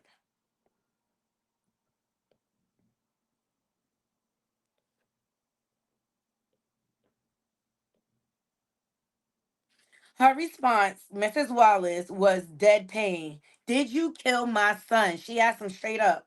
Momentarily, excuse me. Sean was stunned into silence. She asked again, and her voice was quivering. Did you? He started. Mrs. Wallace, she would not be redirected. Answer the question. I was not used to seeing Sean on the defensive. No, of course not. She looked at him with spite. The anger in her voice enough to send shivers up my spine. And she replied with a menace only a mother can. I don't believe you, Sean. Sean looked at her with a sadness that I knew in my soul to be fake. Although looking at him without context, anyone would believe him as he replied, I'm sorry to hear that. Today I know he was able to muster that false sincerity because he's a psychopath. Back then, I thought it was compassion with no more words. Miss Wallace stood up and left. Sean watched her exit with disbelief, not knowing what to do. I placed my order. Dinner that night was long and silent. I feared for Mrs. Wallace's life. Sean is most dangerous when he feels threatened. Child. No, she could not physically threaten him, but this threat was very real. If she goes public with her accusation, Sean's image would be damaged. I have felt for myself the extents he would go through in order to protect his image. That's what it come down to, Naughty Crew. He will do anything to protect his image. So we getting into chapter 13. Yes, the STDs. It's getting good, y'all. Please thumbs up this video, share this live. Those are the free ways to support the channel, and donations are definitely appreciated. Okay, we are monetized over here, and a lot of this stuff I'm talking about, YouTube does not like this content. But a lot is being revealed. This is what we call motive, Naughty Crew. Motive, motive. This is what we call motive. Thumbs up this video. All right, chapter 13, have some faith. Who you think we're going to get into on this chapter? It gets deep. The whole Biggie stuff, it gets deep. This chapter right here, brace yourself, all right? Thumbs up the video, please. For those of you who are just joining, we are getting into Kim Porter's book, The Lost Words, all right? We have review excerpts from the book, but now we have the whole book. And there's more to come after this book. All right, and I thank you all for tuning in. I appreciate you all. Here we go. So, chapter 13, have some faith. This chapter is going to blow your fucking mind, okay? And I always wonder why Stevie J ended up marrying Faith. I think it was to keep her quiet.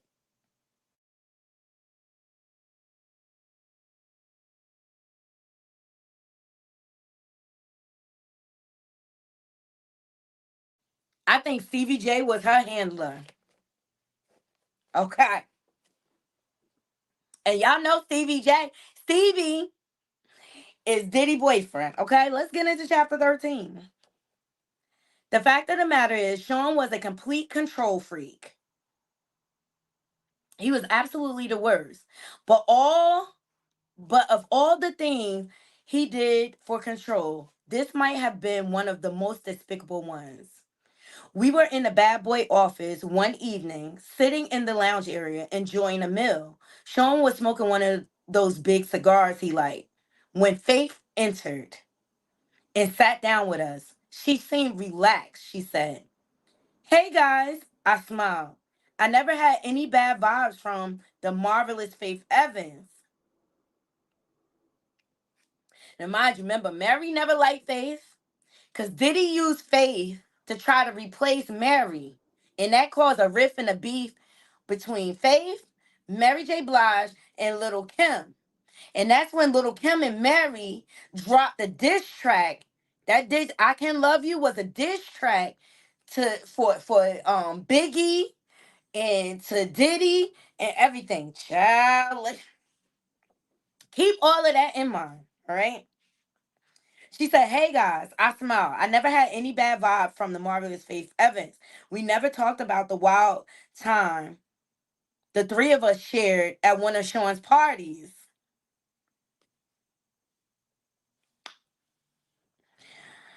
I gave her a hug. Hey girl, what's up? Sean smiled and asked, Hey, what brings you out? She addressed Sean, saying, Look, when you asked me to hook up with Chris, I understood. You needed to control him. She's talking about Biggie. She's talking about Biggie. It was orchestrated, their relationship. Thumbs up the video. I felt honored that you would choose me to monitor one of your most valuable assets. Chris is sweet. Sean laughed and said, Honestly, I knew you would be good. Make the big man feel love. I don't feel good about all this, Sean. Sean got that look in his eyes he gets before he blows his top. Faith saw it also. She treaded carefully. Sean, you know I'm as loyal as they come. So he sent Faith to set up Biggie, to monitor Biggie. Faith was a handler, y'all. Sean leaned forward, unintentionally threatening, and said in a low tone, Yeah. But Sean, Chris and I had a child together. Sean leaned back. He let out a deep breath. I'm going to take care of you. You not like Chris. You're loyal. Faith had a tear in her eye as she responded. Child, and I'm telling you, I think he did the same thing with Lauren Lundy and Nipsey Hussle.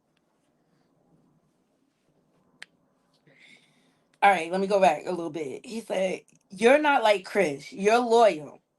Faith had a tear in her eye as she responded, He didn't have to die. This is getting very touchy. Did she know?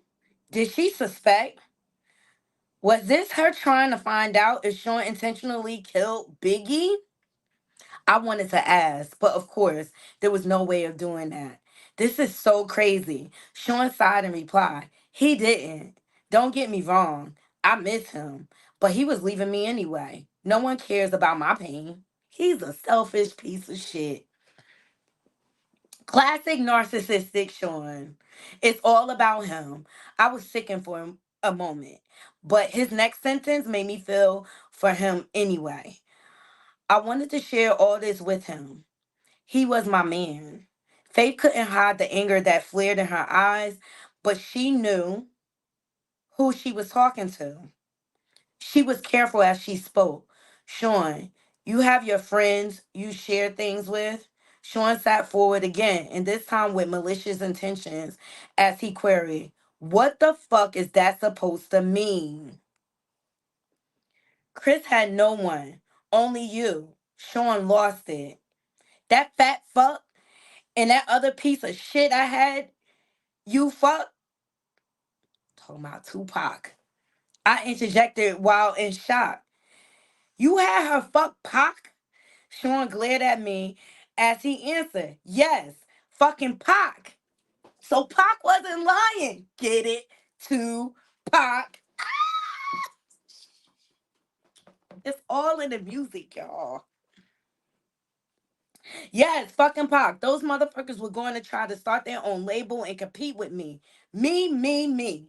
After all, I did for that fat fuck. Nah, I wasn't using resources to protect that motherfucker. No fucking way. As Faith started to cry, Sean looked at her and softened slightly. He spoke a little calmer. Look, I didn't hate him.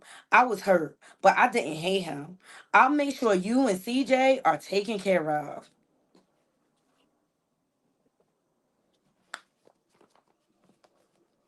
Without words, Faith got up to leave.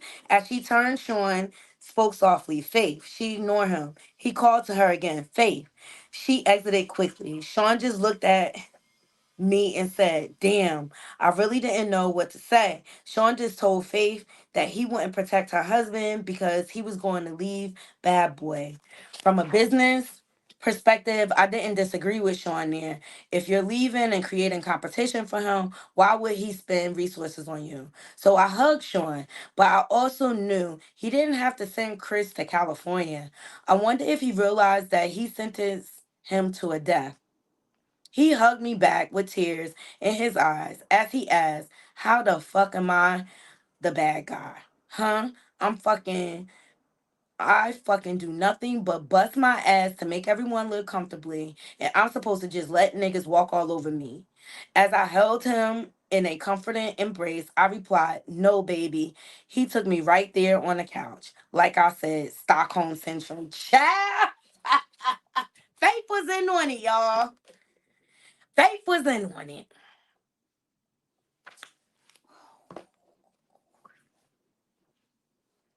Faith was in on it. Paid her off. Chapter 14, Outshine. We almost done, guys. We only got a little bit more to go. I appreciate every last one of y'all joining me. Please thumbs up the video, share this live. All right. I'm gonna when I get closer to the end, I'll drop a link just in case anybody want to come up and sound off about what we reading about. Okay. So chapter 14, Afshan. This particular evening, I was at Sean's house and Quincy was staying with a friend. It was it was some alone time for Sean and I until the doorbell rang and Sean got up to answer it. I heard a woman yelling and quickly realized that it was Jennifer Lopez, or better known to the world as J-Ho. Ciao. J-Ho. So she comes in and says, "Sean, what the fuck?" She blasted. Sean responded calmly, "Relax, baby. Why the hell did you have to start shooting? Isn't that isn't that what we have bodyguards for?" Normally, when these kinds of situations arise, I remain quiet and just listen. I play my position, you could say. But I wasn't paying attention to the news for the last day or so. And even though it would be the only thing anyone would talk to me about for months, no one has spoken to me about it yet. So I entered the foyer asking, "What's going on?" And Jennifer exploded at me. "What's going on? What's going on? This nigga shot up the damn club." So J-Ho, you knew. Justice for Natanya Rubin. I hope she get her case reopened. I hope J-Lo get charges. Her mean ass. My jaw dropped, looking back and forth between the two. Sean spoke soothingly. "Jen, you gotta calm down." Jennifer was having none of it. She continued, "Calm down, calm down. You shot a bunch of innocent people, Sean." And Sean placed his hands on her forearm. It's a bonding technique. He was shrewd in handling her. He does this to me, too. Even if you know what's happening, it works. It's an intimate contact without being personal. He was aiming to disarm her. This did not seem to immediately sway Jennifer as she continued. "Why in the hell do you think Biggie's replacement would take the fall for you? I told y'all he was trying to use Sean to replace Biggie. He's a psychopath." Wait, could she be talking about I had to know. "Are you talking about Shine?" Jennifer didn't even look at me as she responded, "Yes, fucking Shine." Sean continued with a calm and even voice, "Relax, the situation is under control." Jennifer was not calming down. She went on, "They contacted my attorney for my statement, and there are a lot of witnesses, Sean. There's no way you're going to get away with this." Sean's arrogance can be immeasurable at times. He laughed as he asked, "You doubting me?" I couldn't believe it. I had to know. "Sean, what could you offer him that would make him do a bid for you?" "Like, what the fuck?" Jennifer also remarked. "And what if he falters halfway through his sentence and starts talking?" Sean responded calmly as ever, "He won't do that. People in jail don't cross connected people on the outside." Jennifer looked deflated. "So you'll unalive him too?" How much does she know?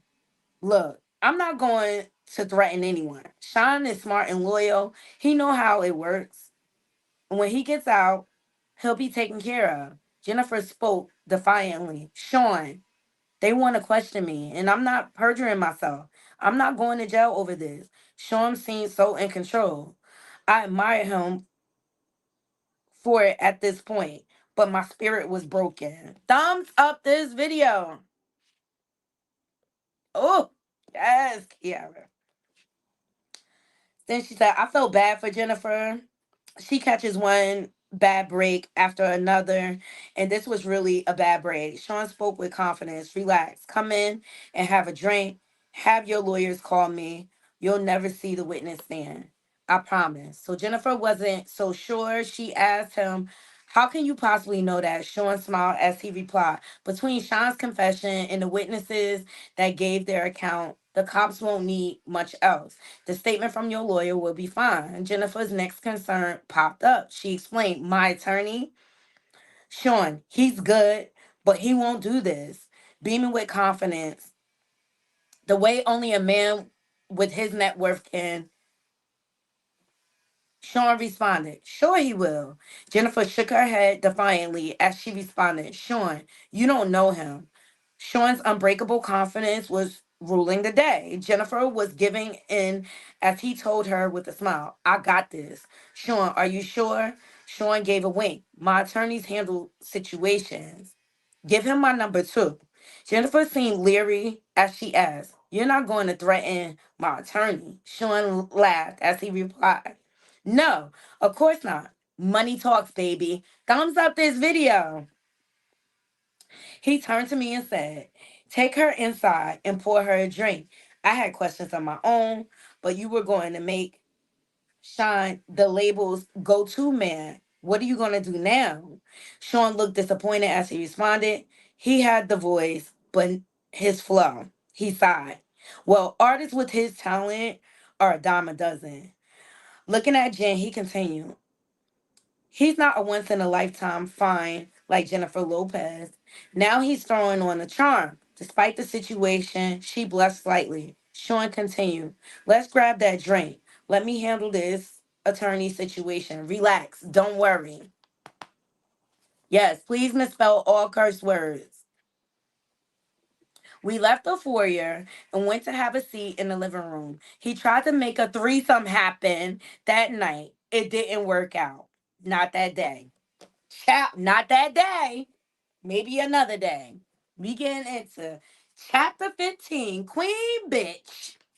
Miss Look, misspell all curse words. It is getting good. It is getting good. It is getting good. Chapter 15. We almost done. The book only has 59 pages. We are on page 47. So let's get into it. All right? Queen bitch. Thumbs up the video, share, share, share. And if you're not subscribed, please subscribe. We're on the path to 3K subs. Yes, I appreciate every last one of you joining me. Yes, we had 2,945 subscribers. Help your girl get to 3,000 subscribers. Okay?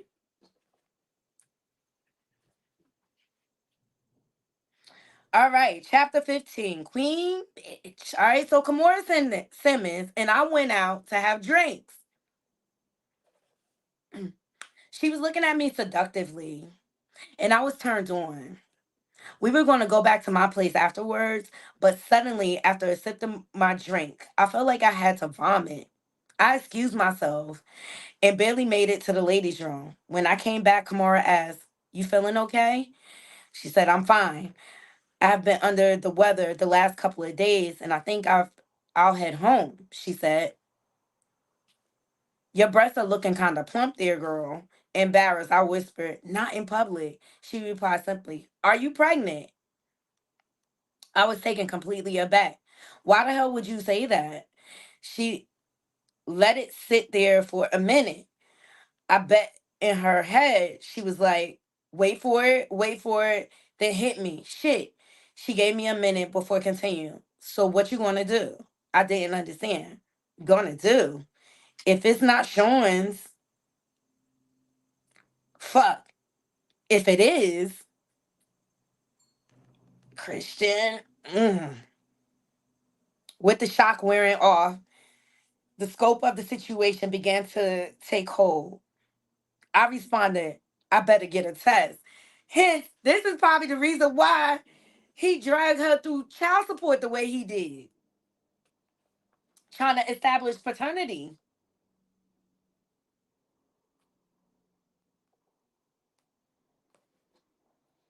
Same thing with Misa. Okay? Because she was the original free call. Okay?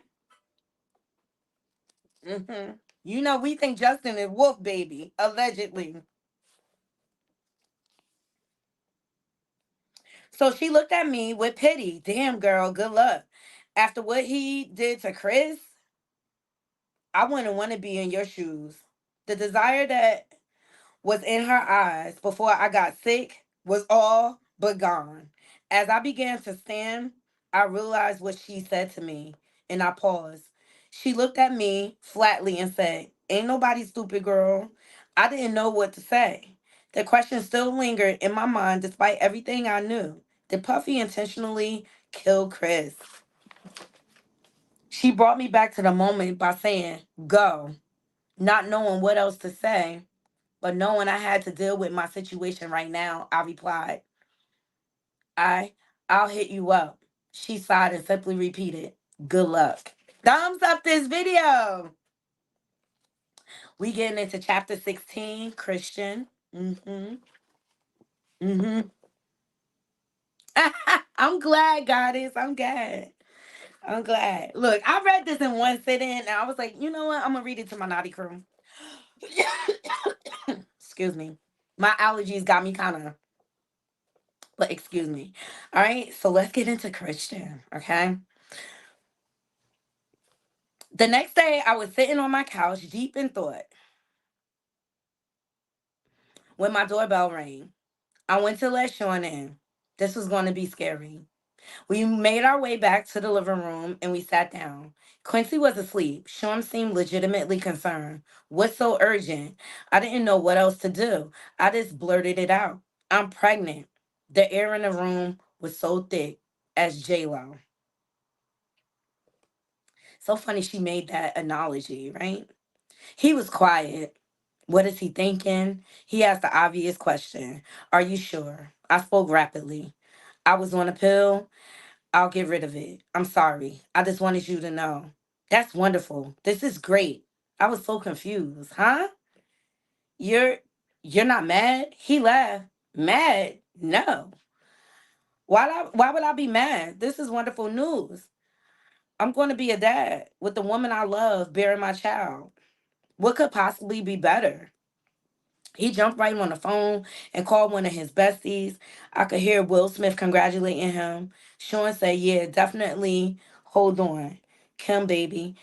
I was still in awe of the fact that he didn't get angry. And yes, I will admit, I was sure he was going to hit me.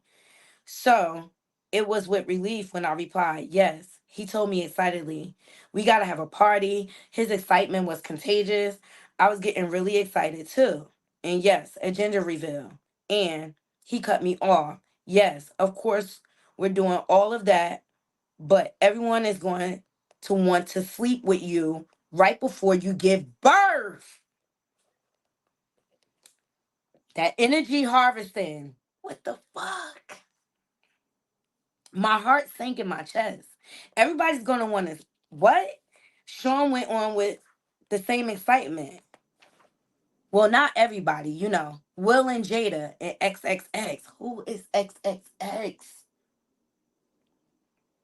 Sean, I'm having your baby. He verbally waved me off. It'll be fine. I couldn't help myself. I just started crying. Sean grew quiet on the phone, then spoke low. "I'll call you back." He hung up and took me by the hand. "Baby, I never asked anything from you." I tried to see him through the tears streaming down my face. I couldn't believe the words coming out of his mouth. I tried to speak. "Sean," he cut me off. "I provide everything anyone could ever want. Do you want for anything?" Sobbing, I replied, "No." But he continued, "This is the kind of thing I have to do in order to continue giving you this comfortable lifestyle. Where you live in the lap of luxury and get to be on TV shows and in movies. I know you don't want this, but do you want all of this to go away? A whimper is all I could manage." "No." He continued softly. then we gotta do this. I said, but Sean, I don't believe in all this spiritual crazy shit. We got here because you're brilliant, not because of sex parties. He replied, do you trust me? I did. My soul was so broken, and I did. I responded, yes. He sighed and he said, then let's do what we need to do to keep what we have. As I nodded, yes, he pulled me in to hug me. Thank you, baby. We're going to have a beautiful baby. So this is a part of all his voodoo and his spiritual rituals. Um, he basically let people run a train on Kim while she was pregnant. And I think that's what they mean by that energy harvesting. And they have to use new life to do it. Child, this is demonic. Okay. He ordered me some food. And that night I cried myself to sleep and I was going to be gangbanged at 9 months pregnant. I want my children out of his this life. My child's going to have a good biblical name, a heavy Christian name. They are not going to take his soul. So that's why she named him Christian. That is disgusting. That is disgusting. Thumbs up this video. Yes. Child. Thumbs up this video. If you're not subscribed, please subscribe. We getting into chapter 17, broken promises. Yes. Yes. And please feel free to donate to the channel. I did have to pay for this book. We are monetized and we're almost to the end, Naughty Crew. So chapter 17, broken promises. Please thumbs up the video, share the video. If you're not subscribed, please subscribe. We're on a path to 3,000 subscribers. I appreciate every last one of you joining me. I really, really do. All right. So I don't know how this managed to stay out of the media for so long, but Sean got to the point where he was incredibly abusive and only his inner circle knew about it. The artists were all too afraid of him to say anything. He had gained so much power, no one would say anything. Puff Daddy was a kingpin. This Monday afternoon, Quincy was in school and our son Christian was with the nanny, and I still had to make a living. I still loved the camera and had just been cast for a new movie. Sean was coming over to celebrate with me. Just two of us. I was in the bathroom when he came in. We were supposed to go out for dinner, and this is one of the excerpts I read on the channel when it was first leaked. All right. I was in I was in the bathroom. In the bathroom when he came in. We were supposed to go out for dinner, but he was in a foul mood. Sean yelled, "What the fuck?" I would have to walk on eggshells as I came out of the bathroom, but I found him holding flowers, so I smiled. "You bought me flowers?" Sean yelled. "No." "So who the fuck are they from?" I was bewildered and told him honestly, I don't know. Probably just a fan. He threw the attached card at me. I picked it up to read. He slapped me so hard I hit the ground, and Sean yelled, "Who the fuck were you with the other night?" I looked down at the card that was lying on the ground next to me and I read it. "The other night was amazing. We must do it again." Shit, I tried to explain. Sean, he threw the flowers at me. "That's not how this works. You have my child. You don't touch anyone unless I allow it." I yelled back. "It was just coffee with the producer. It was nothing." He glared at me and asked, "Who the fuck is this producer?" I was trying to desperately to calm him down as I responded, "From the movie, babe, calm down."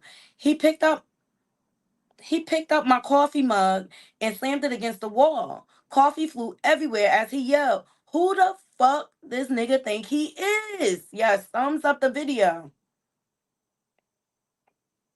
Sean, he's just some producer. We talked about the role and me maybe starring in another movie that he wants to produce. I swear, that's it. Sean exploded even more.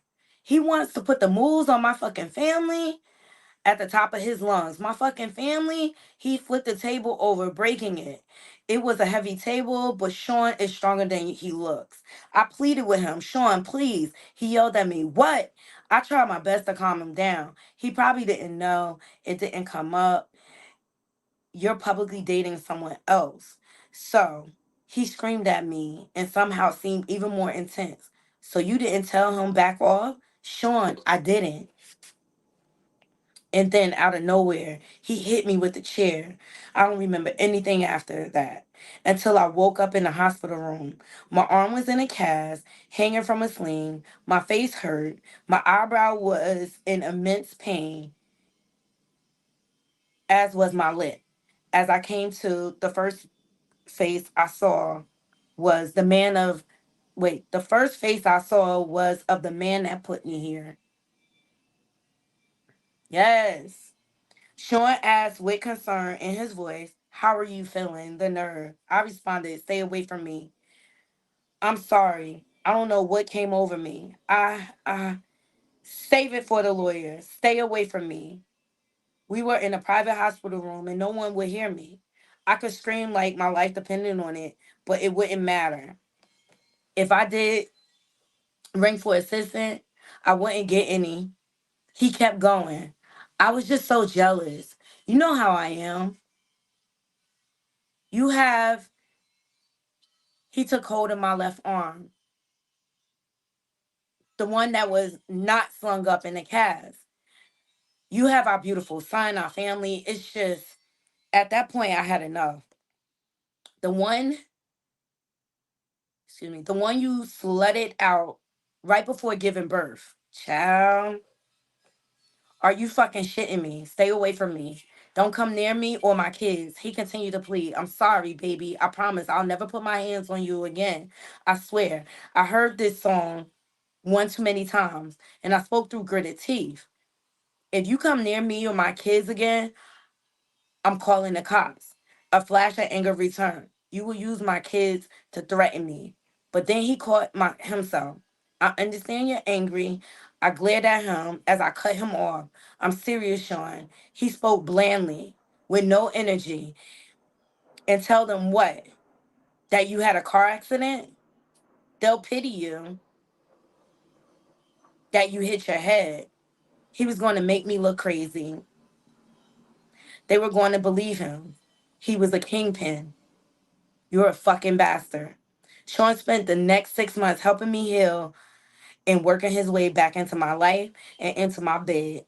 I was so damn stupid. And of course, I wasn't cast for either movie. And for what I understand, the producer died from pneumonia. Thumbs up the video. We going into chapter 18. Sweet goodbyes. Thumbs up the video. Thumbs up the video. We are getting into Kim Porter's book. Yes. Kim's Lost Words. All right. We almost done, Naughty Crew. It's one more chapter after this, and then we done. Sweet goodbyes. So Sean kept his word for the most part until he didn't.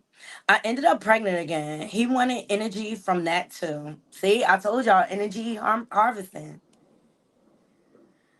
That would be my last sex party. My body will never be ravaged by so many people again, especially while I'm pregnant.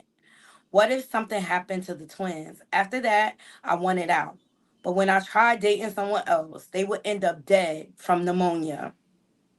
I knew Sean was behind it. This was not a coincidence. He gets jealous of guys and they die of pneumonia. I could be next. If I'm going to get out of this alive, I'm going to have to do something to make him stay away from me. I had a plan, but it's dangerous.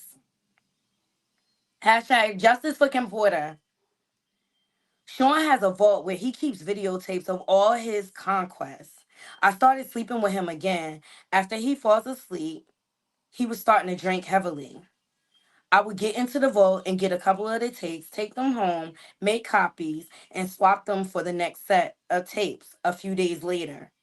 It took weeks to get them all copied, and he never knew that I had them. This was my way out. Some of the tapes had things I would never have expected.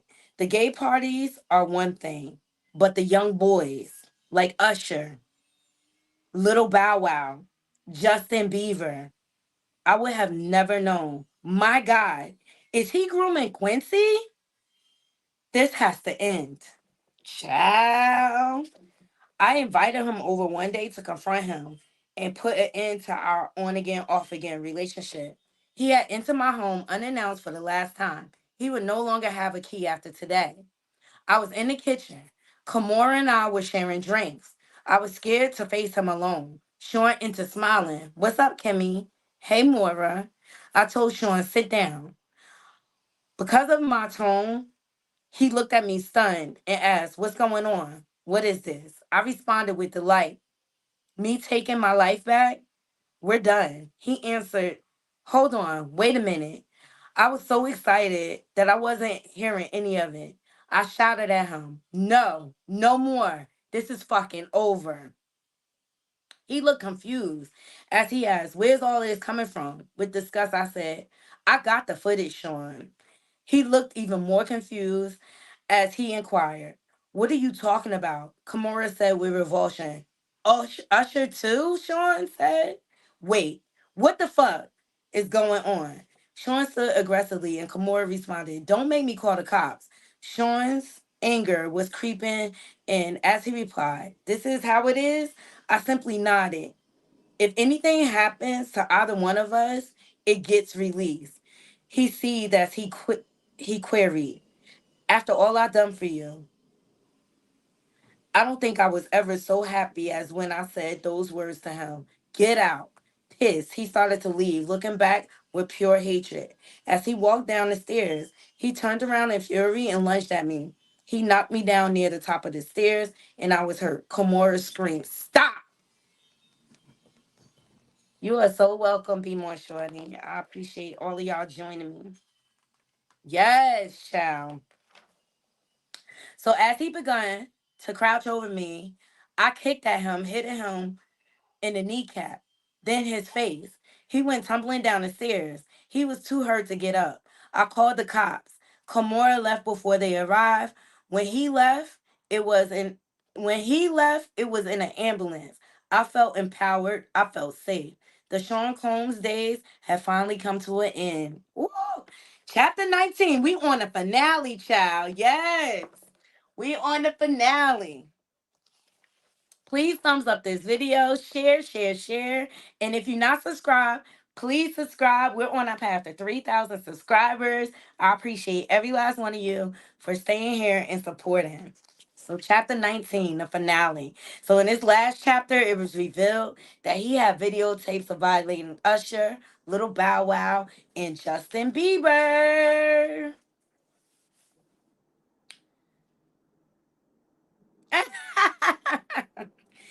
All right, so the finale. So things were okay for a while. I started dating again.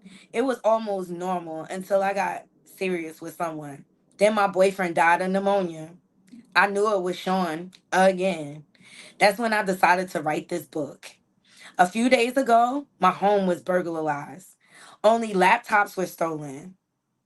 I know it was that bastard or his goons. Of course, I had a copy in the cloud and I was able to easily download here onto this new computer. As I continue to write now, I'll send this into the cloud as well. I will send out copies via email, and my Google Drive password will be attached. So the missing chapters can be accessed. This book must get out. There are so many chapters to add. This outline is a great start. I have to organize the rest of the chapters and add them in little by little. So there will be more Naughty Crew. I planned on spending today working on exactly that, but I'm not feeling very well. Thank God the kids aren't here this weekend, so I can rest. I called Kimura to cancel our tentative plans for a meetup. When I spoke to her, she said, girl, that doesn't sound like the flu. You want to go to the hospital? That didn't immediately alarm me. I just need some rest, I told her and quickly got off the phone. But why can't I get my doctor? Why won't he pick up the phone? Oh no. I called Sean from my bedroom. where I'm lying in my bed and all I could think about was the kids, my babies, who are with this monster, the man I now suspect of having done this to me. Mm, mm, mm. Sean picked up with an air of superiority in his tone that let me know it was too late for me. He spoke confidently into the phone. Hello. I screamed at him. You bastard. I have your fucking children. What are you talking about? The kids are with me, he replied with a mocking innocence. There's literally nothing I could do. I can only ask, did you ever love me? Instead of answering the question, he responded, the most important thing to me in the world is loyalty. I couldn't believe it. I had to I had to ask, even though I understood, what the fuck does that mean? With the same feigned innocence, he mocked, Kim, is something wrong? He's a diabolical psychopath. He's going to continue this game to the bitter end. I asked one last time, how could you? Again, with the narcissism I had now come to despise, he responded, how could I? Do what? I gave you everything, and you went to someone else. You left me just like everyone else did. You asked, how could I? How could I what? I yelled, look what you did to everyone around you. There was only anger in his response. So you saying everyone leaves because of how I am and you were going to expose me? He had me burglarized. I knew it. I shouldn't have threatened him. I should have just published the book. I'm going to die like Heavy D, like Biggie, like Pac, like so many others. It's because he's a monster, plain and simple. Before hanging up, I simply say, that's not my only copy, you fuck. Then I shot out a group text and I let everyone know he got me. Then I called 911. As I sit here waiting for the ambulance, I'm writing this chapter and praying that I make it to the hospital. I don't feel like writing anymore. I may not be around to see it in print. It's okay. I'm sending out. I'm sending it out. He won't get away with this. I will have my say, my final words.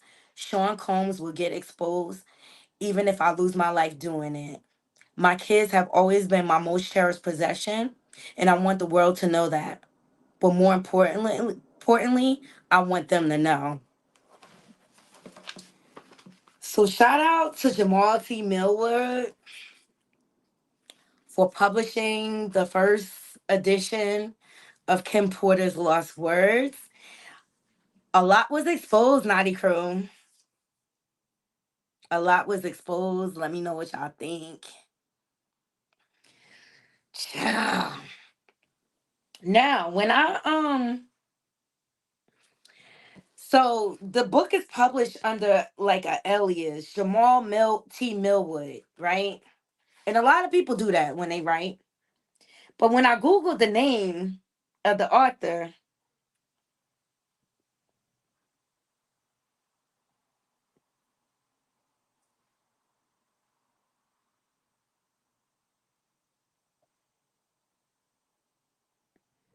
this comes up. Jay Moody Live Journal comes up. And it says Tupac Shakur's life supposedly ended on September of 1996. A gangster who died a gangster's death, the victim of a drive-by shooting. Okay. But in the years since, fans and friends of the rapper actor have kept rumors alive that the star might not have died at the hands of anonymous gunmen that warmed September 9th. It's here at the supposed end of Shakur's life where our journey begins.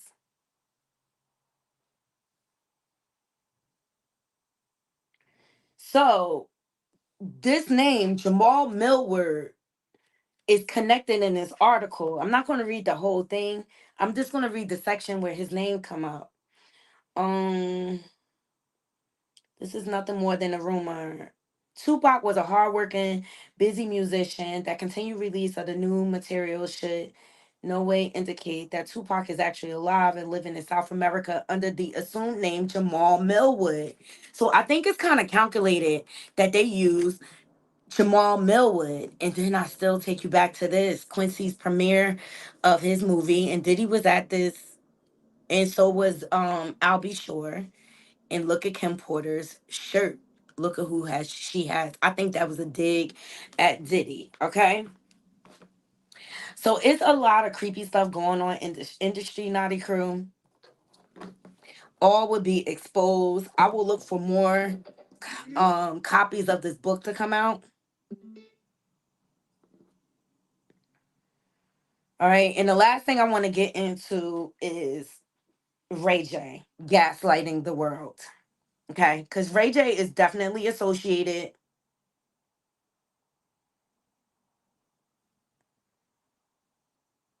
What's this? Kim Kardashian currently acting extremely scared after Diddy thrown in prison. Her lawyers are sending out cease and desist letters trying to stop people from sharing information. She was caught on camera inside Diddy's Beverly Hills mansion.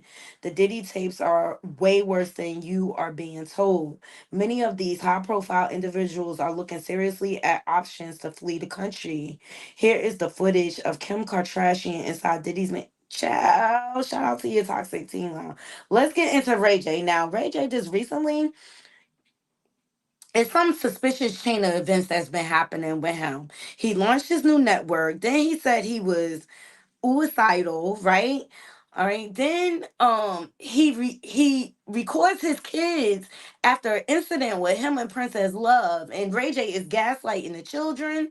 And Princess was like, look, I'm gonna take it to the judge, right? But then he sits down with Chris Cuomo. Make it make sense. Oh, thank you so much, Veronica, for the super chat. Thanks for sharing this book. You are so welcome. Thank you all for joining me. So let's get into Ray J lying ass, okay? He sat down with Chris Cuomo, and Chris Cuomo asked him directly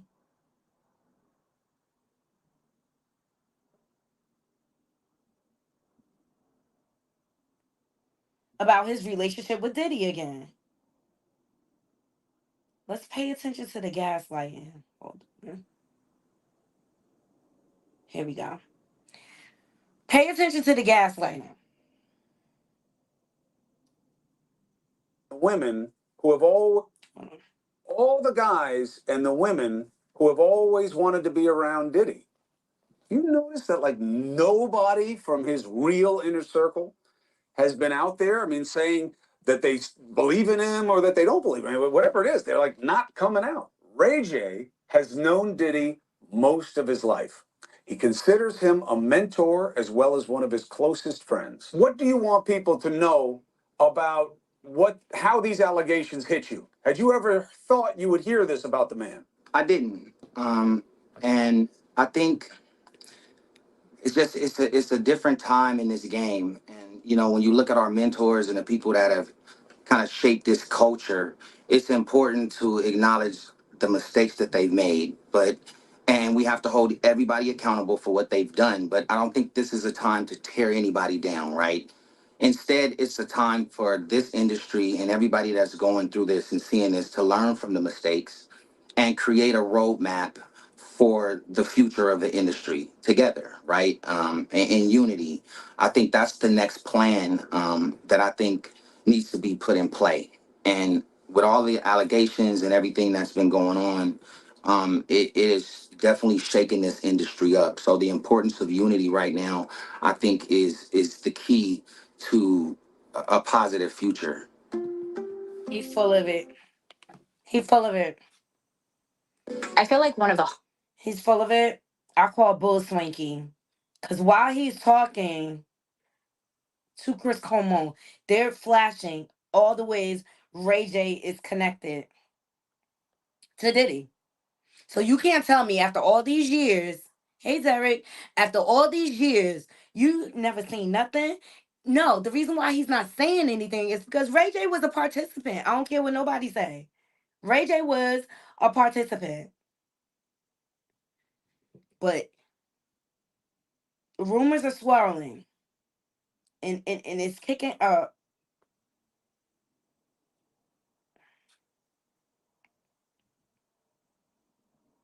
about Kim Porter's death. Let me show Why do y'all you this. think we haven't heard from anyone until now? We heard this one, Mm. but You hear and may know what I hear, which is people aren't coming out because they either suspected this about him or they don't want to have any connection to him. And then I guess there's another group who's worried they're going to get pulled in, which is one of the suggestions from prosecutors. When you were with him, you had to have heard the kinds of things that other people heard about what Diddy could be about on the dark side and excesses of his. What did you make of what you heard, and what did you ever see for yourself that gave you an opinion about what he was about?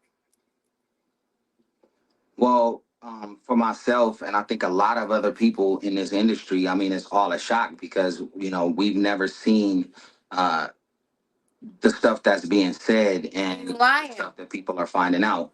Like, I've never been in rooms that people are talking about, and I never knew they He's lying. You hear and it, and a lot of people in the industry can agree with me on that sense. Like, you all wanted to go and have a good time at a Diddy party, and you wanted to be inspired. You wanted to go out and have a good time, and then you wanted to go the next day to work, and you wanted to work hard in this good vibe, and so to see where we are now, I just think everybody is still trying to digest it and still trying to understand it. And even though, there's still allegations and it's not anything that's just allegations, factual yet, but it's hurtful and it's confusing to a lot of people. I mean, we all grew up um, listening to Puff and Bad Boy, and they represented success and resilience. But it comes with responsibility. It's it. And a lot of when people fall, um, right now we just need to use it as a moment to reflect, not to criticize, but find a better way to move forward as leaders, individuals, in this culture that we're in right now. And when people fall, right now we just need to use it as a moment to reflect, not to criticize, but find a better way to move forward as leaders, individuals, in this culture that we're in right now. When people fall, He lying through his freaking teeth. Okay, all this want to be exposed. Naughty crew. Kiara said the mayor snatched the key back, but the mayor also knew what Diddy was into. He knew what kind of diabolical psychopath he was. He was, and he only snatched the key back because it was public knowledge. But he knew what the diddler was all about. Hashtag no Diddy. A lot of people were complicit in his behavior. A lot of people helped this egotistical maniac get away with a lot of things through the years. He had the police in his pocket, all type of things. So like the mayor only snatched that key back to save face. But he got some skeletons in his closet too. Don't let him fool you.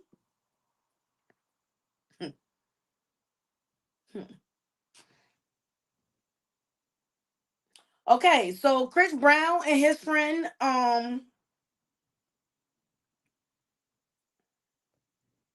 what's his name? Gemini. Hold on. They were just recently exposed by a young lady as being rapists. It's all coming out, y'all. Into Kim Porter's coroner.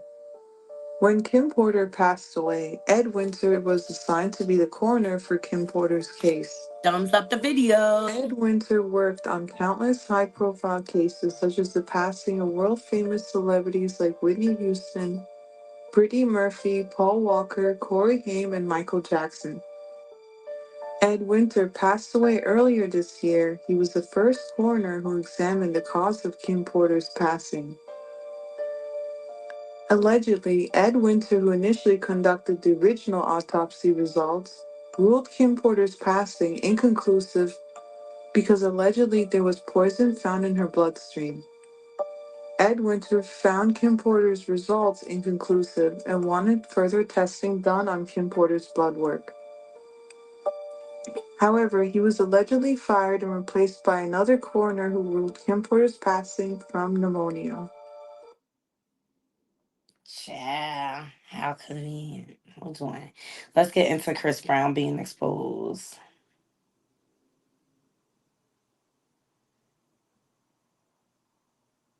And then we're going to close the show. Oh, did I mention Kimora? She came out, yeah, hashtag no Diddy. She came out with a cryptic message. I'm so sick of these people and they subliminals. And she posted to her story at Uncle Rush. If you ain't going to tell it, Kimora, don't say nothing at all. Don't say nothing at all. Al B. Sure came out with a cryptic message. He did a live the other day. People were asking if Diddy killed him or not, and he just kind of flubbed it and directed people to his website. All right, so this young lady came out and said Sage the Gemini um raped her. But other victims are starting to come out. See, so this behavior is what the industry is all about. Now this young lady came out, this on the tail end of everybody stepping down and everything. But this, I wish this young lady would have just went to the police, to be quite honest. Let's get into it. This is when she first came out, okay? Finally got Diddy. They finally got him. But the thing is, there's so many more men out there, just like Diddy, who are abusers, who use their fame to lure women in and abuse them. And I wanted to come on here to say that it is time to out every single abuser in the industry, every single one. They all need to be held accountable. And the thing is, I would be a hypocrite if I came on here and I was telling other women that they need to speak up if I'm unwilling to speak up. I was raped at Chris Brown's house by his friend Sage the Gemini. Yes, I know. I should have never been at Chris Brown's house in the first place. This happened when I was 18 years old. I'm 26 now, as of today. And I should have never been there. But Sage the Gemini raped me at his house. Chris Brown thought that I would make this video, friend, when she was underage. She was under the influence and she was 16 years old. Were on two different occasions. But the thing is, all these men, all these abusers, they hang out together. Chris Brown and Sage the Gemini are rapists. Why have I been afraid to come out all this time? You want to know? It's because right after Sage raped me, he had me sign a paper saying that everything that happened was consensual. Still go to the And he police. was my Uber drive. He got me the Uber to Chris Brown's house. And I didn't have any money. And Still should go to the cops. You still should go to the authorities. You still should make a report. Even if you were forced to sign things, you still should go to the police, okay? But she came back out, trigger warning, to speak some more. done this before. That it was too organized. I've now come to the conclusion that he is a serial rapist. How many women have messaged me just in the short time the video blew up? And I'm gonna share this link with you guys. Someone brought to my attention. My story almost exactly lines up with this. I had no idea that this happened. I had no idea that he had an STD. I've been tested since this happened and nothing showed up. But now I'm kind of freaking out because I'm like, oh, what if the test just didn't tell me? What if the test was wrong? And also, like, what about all these women that he's been raping and sodomizing? Like, is he serial raping all these? Done this before. STDs? What the fuck is going on? Why did I not know about this? Why the fuck did I not know about this? So now I know he has assaulted other girls, from what I've heard, and he has given people STDs. Why the fuck is he still walking around free when other people have gone to the police, other people have sued him, other people have done everything right, and he's still walking free? Why the fuck was he able to do what he did to me after somebody already pursued action against him a year before? Why did I not? I didn't even know. I didn't even know. I really just don't know what to say. I guess I'm making this video because I feel like it's even more important to talk about now that I know that he is giving STDs. What? Because they're not going to do anything. Um, Other people who She's saying have she doesn't been want to go to the assaulted police because by they're not him going to have do done anything. rape kits. They've gone to the police. They've even sued him, and he's still walking free. Um, when you go to the police about somebody who sexually assaulted you, you have to relive your trauma over and over and over and over and over and over and over and over and over again. So what? By Get telling a justice story by to these anything. detectives who literally just don't give a shit. You can have all the proof in the world, and a lot of times just nothing happens. And I think a big reason is probably because cops suck and they're fucking evil pieces of shit too, and abusers protect abusers. So yeah, our criminal justice system is completely broken. I have absolutely no faith in it. It failed me when I was actually in high school because they're not. I was sexually assaulted when I was underage, back in Texas. Nothing happened, and it was honestly like a traumatizing experience in itself. Just trying to hold the people accountable. So I just like I don't know, like So I'd rather just live my life. she And I has think no faith in the justice system because her past experiences. But I don't. I still feel like you still should report it. You should make a record of it. If they do not do their jobs, they have superiors to answer to.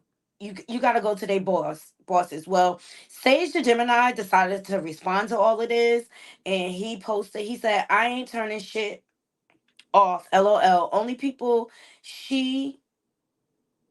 Look, I ain't turning shit off. LOL. Only people she not lying to is the police because they don't give out careers. Hashtag find a new hustle. Sage Gemini responds to SA allegations. So, I just say that to say this is a behavior that is tolerated by the men in the industry, especially in all the industry, in Hollywood, in the music industry, in the sports industry. Okay, it's a patriarchy that wants to stay the regime to stay in control, and they look at women as property and pawns. And on the tail end of this, some footage of Neo has resurfaced with his baby mama calling him Diddy Part 2. Shout out to Neighborhood Talks. Here we go.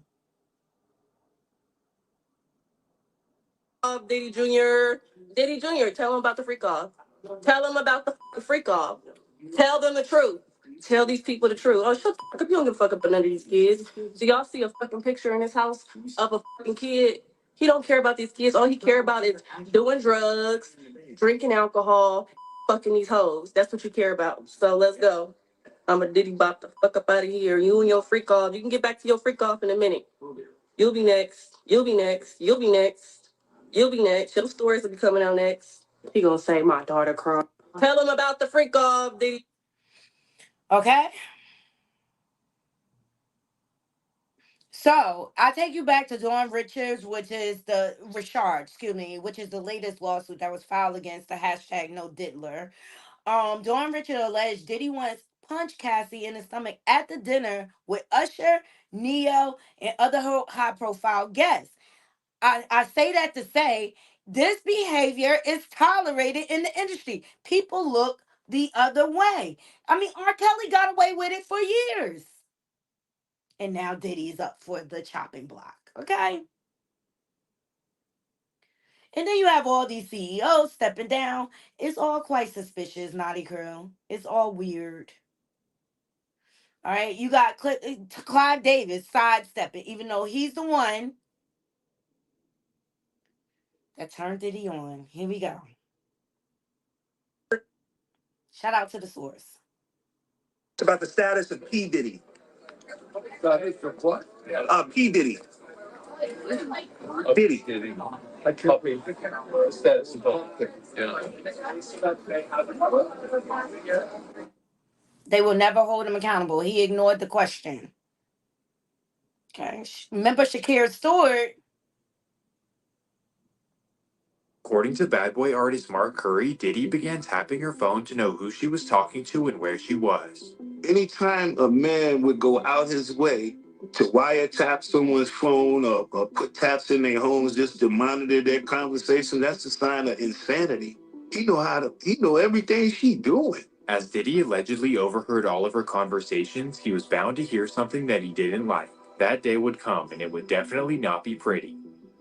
While listening to her conversations, he overheard her flirting with a man named Shakir Stewart. For those who are unfamiliar, Shakir was a respected lawyer turned record label executive, and at this particular time, he was the head of A&R for L.A. Reid's LaFace Records. Well, when Diddy overheard his relations with Kim, he allegedly went ballistic.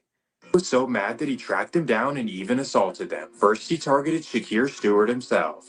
That made him so mad at Shakir Stewart when he went to L.A. Reid party, hit him with the chair. Allegedly, he also broke Kim Porter's nose. Now, I can't prove anything, but something very strange would occur in 2008. On November 1st, 2008, Shakir Stewart was found inside of his Georgia home. According to his friends and family, Shakir was acting paranoid and unusual in the days before his passing. He was in a kind of state of paranoia. He was indicating that he was being pursued. He was looking out the windows. Okay. That's the same thing he did to Jonathan Odie after he settled the lawsuit with him. And then what did Jonathan Odie do? And see, people think these people are crazy. He went and shot up the Trump Hotel to get him protective custody. These are not all coincidence, people. These are not all coincidence. So it's a lot going on. There's a lot being leaked. I'm gonna keep my eyes on this story. But I'm gonna go ahead and get out of here because I gotta go get ready for an occasion. But I hope y'all enjoyed the reading of Kim Porter's the first installment of her book. I think it was very telling. Let's leave it in the comments. Please like, comment, and share. And if you're not subscribed, please subscribe. We are at 2,953 subscribers. Thank you all so much. We're almost there. All right. I hope you all have a beautiful, sorry. I hope you all have a beautiful, blessed day. And please remember, Naughty Crew, don't You get ever been swallowed up, swallowed up? don't get swallowed up by the evils of this world and question everything. Because the things they trying to make us believe, dig a little deeper. All right. Because this industry is diabolical. And hashtag no Diddy is a sociopath, if you ask me. So make sure you guys Ever in life, I stand on business. You got me somewhere, I stand on business. stand on business, honey. All right. I'm gonna go ahead and get out of here. Love you all. Until next time, Naughty Crew, I'm out. One.